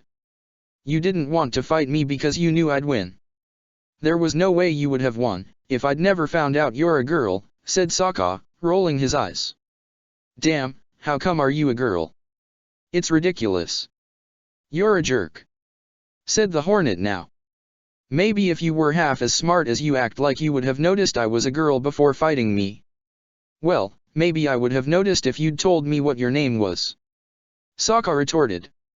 "My real name's Smellerby," she grunted. "And I bet you wouldn't have known I was a girl even if you'd known my name." "Yeah, it's not much use, actually," Sokka mused, frowning. "Well, whatever," said the hornet, smirking. "I'm damn sure you'll learn your lesson when the judges say who's the winner of this fight." Reality struck him with the force of a huge wave crashing against a cliff shore. His pathetic performance in this particular fight had probably cost him the match indeed. Never before had he lost in an arena, but it seemed everything would change today, but how was he to be blamed by the outcome? Everything was the princess's fault. She should have told him his opponent was a girl. In fact, why didn't she? He looked back at his conversations with her through the journey to the capital and not once did she say his rival Gladiator would be a female. Since when did women fight in gladiator arenas, for starters? He had been at Huiyi for 2 years and not once did he fight a girl. How come were there girls in the superior gladiator league? He couldn't piece together this confusing riddle, and he was certain he could hardly be blamed for his response when he discovered his rival was a girl. It was the right thing to do, it was what he had been taught to do by his father down at the Southern Water Tribe. Lifting a hand against a woman was the lowest thing a man could resort to. And even when Sokka was in the worst position he could be in right now, by being slave in the enemy nation, he refused to throw away his integrity. Or so he had wanted to think. When he snuck a peek towards where the sponsors were, he found himself gulping. He had never imagined Angela could look so mad, things would always work out for her one way or another, but this wasn't likely to end well and she knew it.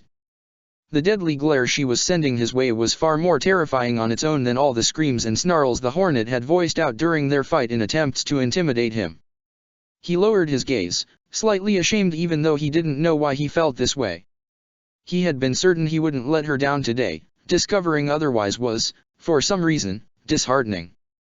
"The judges will announce the winner now," said the man with the megaphone, handing over the loudspeaker to a man in his mid-60s. After clearing his throat, the second man began talking very slowly. After much deliberation due to the unusual nature of this encounter, it took the jury a long time to reach a conclusion.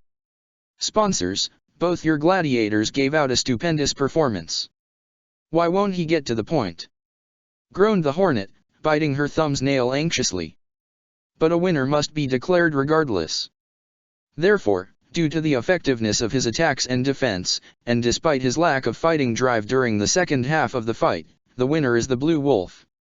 Both Sokka's and Smellerby's mouths fell open comically at the exact same time. "Hey!" yelled Hosang at the sponsor's balcony. "That's not." He stopped complaining when his mind supplied him with a logical explanation as to why his gladiator had been found inferior to the Blue Wolf.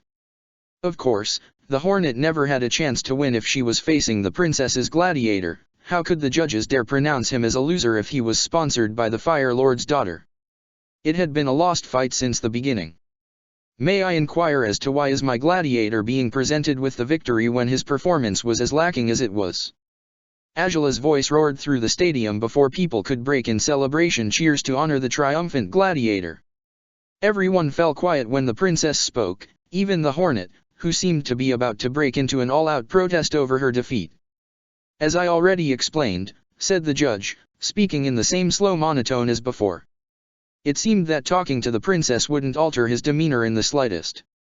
The Blue Wolf proved to be more effective as a fighter than the red-striped Hornet. He inflicted far more damage with less attacks and defended himself efficiently from her blows in numerous occasions. The Hornet was more ferocious and determined, but her skills were inferior to the Wolf's. This is why the judges have concluded that the Wolf has won on this fight. Agela's eyes narrowed in disapproval, but she didn't debate his logic. The people in the crowd, rather than cheering, began muttering amongst themselves, and soon enough the arena's stands were full of chatter. Both gladiators were led by a few uniformed men back into their respective standby rooms to exit the sand pit while Agela tried to keep her anger at bay in the sponsor's balcony. "Well, that's that, I guess," said Hosang, sighing. "Your gladiator won, princess. Congratulations." With this, he handed her a bag of money. Agela hesitated before taking it. "I apologize for my gladiator's disgraceful behavior," said Agela. "Your gladiator should have earned the win if only because of the way mine acted." "Oh, no worries," said Hosang, shrugging and smiling. "It was just a fight. At times you win, at times you lose. It's the way this business works." "Right," muttered Agela, massaging her brow with her free hand.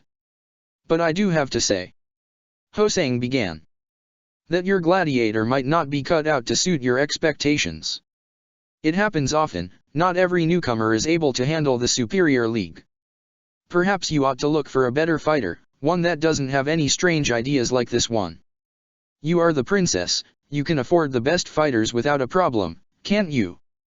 "I guess I could," said Agela, as Hosang stood up with difficulty from his chair. She frowned at the thought of getting another gladiator. Could she really do that? Should she do that? After Sokka's ridiculous performance, she actually felt inclined to do so. "It was my pleasure to fight you," said Hosang, grinning. "Maybe we can do it again sometime." "Perhaps," was Agela's evasive answer, and Hosang bowed to her, leaving the room. She sat by herself for a while, her brow contracted firmly. She couldn't help but feel cheated somehow after Sokka's pathetic act. How had he dared? She couldn't understand the logic behind his actions no matter how she looked at them. She truly didn't want another gladiator, searching for one would be a bother, but she might not have a choice if this was the way Sokka was going to behave from now on. She stood up and walked down towards the standby room, her scowl warning everyone who crossed her path to stay as far away from her as possible. Sokka was taking off his helmet when Azula stormed into the room. What the hell was that, you pathetic fool? She asked, trying her best to keep calm, but failing to do so. Her voice shook despite she was avoiding raising it as much as she wanted to. Yelling at him wouldn't make the situation any better. What do you mean, what was that? Sokka replied, glaring at her. You're the one who owes me an explanation. Why didn't you tell me I'd be fighting a girl? Why the hell should such a thing even matter? She said. It matters. Growled Sokka. I'm not about to go out there to beat up girls. Why the fuck not? She screamed now. Yelling wouldn't improve the situation, but it sure as hell made her feel much better, and the same applied to cursing. Sokka was taken by surprise by her coarse word, but his determination didn't falter. Because girls aren't supposed to get beaten up. Says who? Says any moral code in any other place in this world other than in this foul nation. Yelled Sokka. You think it's fine for me to go around injuring girls? Well, it's not. I'm not a lowly creep who'd do something so pathetic. Yeah, I should have lost this fight, but it's only because of you. I didn't fight her properly, just like I'll never fight a girl properly. I'm not about to become some sort of monster just because you want me to. The word he used made her wince in rage. Sokka was taken aback by the dangerous look on her face. She looked like she was truly about to electrocute him. Funny you say that, you useless sack of dung. She grunted, unable to keep her fury in check. Why the hell did you fight me, then? Sokka blinked in surprise when she said those words. He stood silently, thinking of the answer to her question. Yes, I figured you'd conveniently forgotten about that. Why, then, our moral code? Why do you refuse to fight girls yet you're fine with fighting me? Do you think I have a penis down there, by any chance? She yelled angrily. And no. Of course not. Said Sokka, grimacing. Then say it. Why didn't you care when it came down to me? Why, is it because I'm your enemy? Or is it because you think that I'm the monster? She bellowed, screaming out loud the one word she hated the most. Sokka was completely startled by her reaction. He never expected her to act like this. You have nothing to say now, smart mouth? She asked.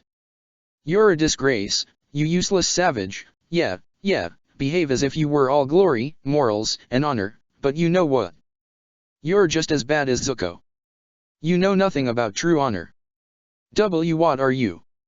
You said Piandao had talked to you about honor, didn't you? Asked Azula, her voice growing shriller. Well, damn, it seems his words were a complete waste on you. You've disgraced yourself out there by refusing to fight for such a pathetic reason. You disgraced me as your sponsor and you disgraced your opponent too by acting as if she were inferior to you. What the hell does it matter if it's a girl? She was fighting to her damn best, while you weren't even trying. What the hell do you even know about honor? You don't understand anything about it. You're just a pathetic slave, a useless savage. Sokka clenched his fists and teeth as he shook his head. You don't get it. I never said I thought she was inferior. Then why? Asked Azula, still angry. Why do you say you refuse to fight girls? Because back when I was with my tribe I was taught to take care of girls, to protect them. Not to fight them. He said, shaking his head. I didn't get it at first, sure. How was I supposed to take care of a crazy waterbending sister? But then I grew up and I realized I have to protect girls, not to hurt them. Well, damn, it looks like you're facing the biggest predicament of your life, said Azula, rolling her eyes. Because that girl out there, the Hornet, she's not just a girl. She's a warrior, a gladiator just like you are. And by refusing to fight her you're showing you're a scumbag just like all those sexist assholes I've known and abhorred for my whole life. You wanted to protect the Hornet? That's, oh, so nice from you, but she was out there, fighting you. And you're just trying to protect her. Do you know nothing about respecting your opponent? 1 second you were there, fighting to your utmost and the next you were claiming you wouldn't hurt her because she's a girl. Do you have a clue of how humiliated she must be right now? Do you have any idea of how lowly that was? Girls can fight. You know it damn well, don't you? You've got a huge scar on your stomach to prove it.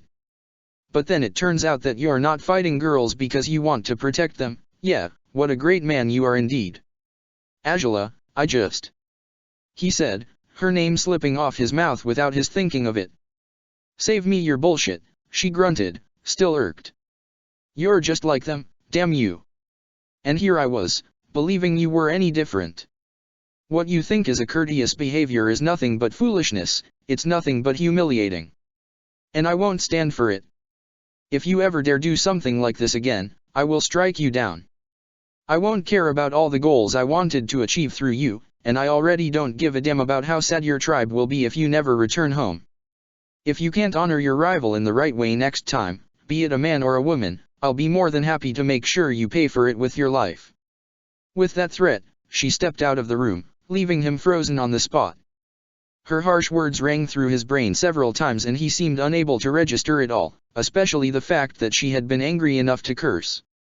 It was something so unlike her, to use such a crude vocabulary, and why the hell was he focusing on that, though?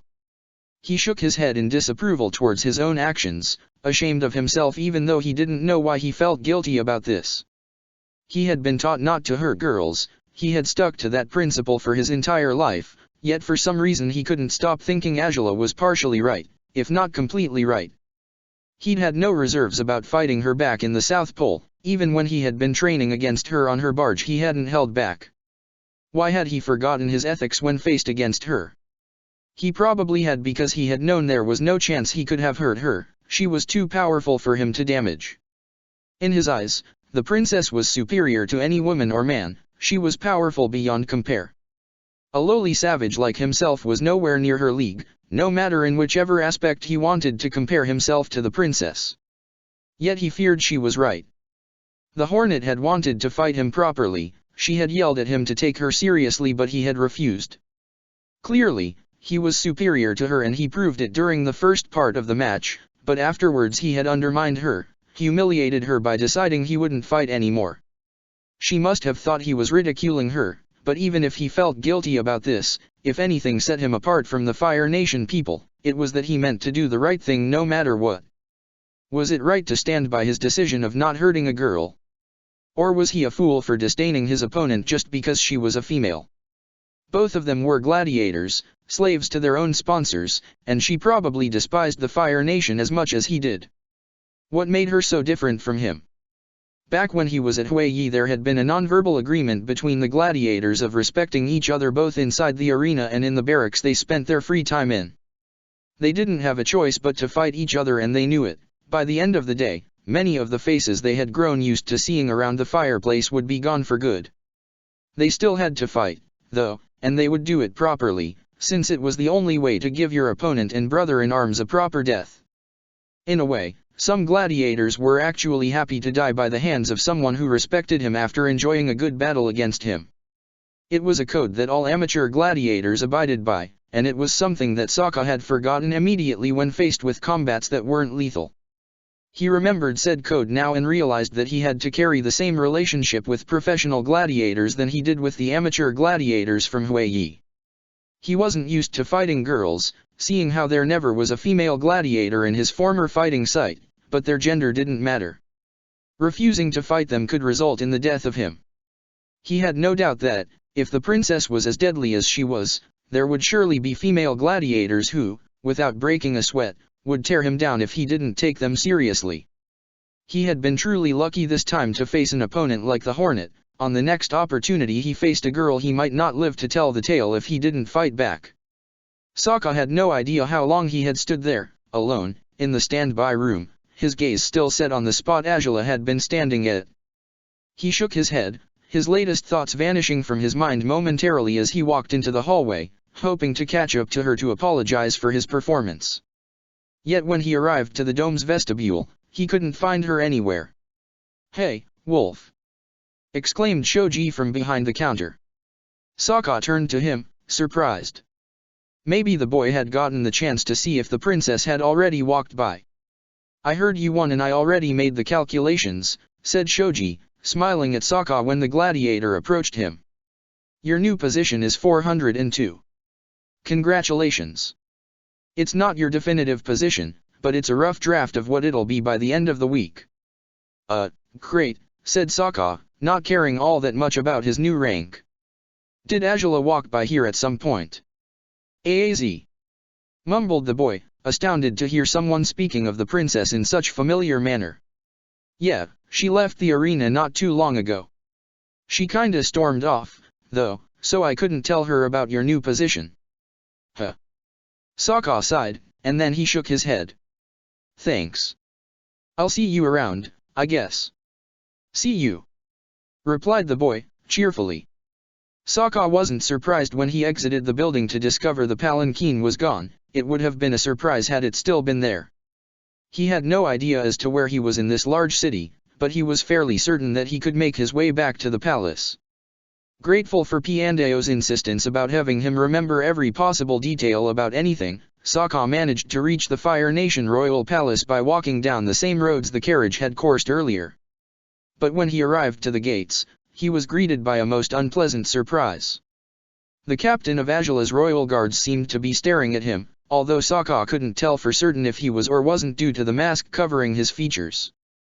The man's arms were folded across his chest, and his body language spoke clearly of irritation and disdain. Hi there, spooky guy, said Sokka. Sorry it took me so long to get here. Is Azula down at the bay already and she forced you to wait for me here? No, replied the guard, his voice deeper than Sokka recalled it to be. The princess is extremely disappointed in you. I hadn't seen her so angry in a long time. She ordered me to take you to Shujing, and she will remain here, in the mainland. Wait, what? Sokka stammered, aghast. She told you to do that. Why? I would have guessed you understood the reasoning behind her actions. It speaks poorly of your wit if you don't realize she is thoroughly displeased by something you did. You must have shamed her terribly during your fight at the arena. Wait, but that's just. But she'd always come along. Why should she? Back when you fought at Ember Island, she had no choice but to take you back to Shujing, but she has no obligation to do the same thing on this occasion, replied the captain. Which simplifies my job, to be honest. I feel far more comfortable by taking you personally to Shujing while she stays safe in the palace. But I need to talk to her, Sokka blurted out suddenly. I have to make things right. The captain raised an eyebrow, trying to process what the gladiator was saying. Just as Sokka attempted to convince the guard to let him see Azula again, a familiar carriage stopped at the edge of the palace. What's the matter? Asked Ty Lee as she stepped down from the vehicle. Is something wrong, Sokka? The gladiator turned around, surprised by their arrival. Ty Lee walked towards them with Mai right behind her, and they both seemed puzzled upon why Sokka was at the gates of the palace.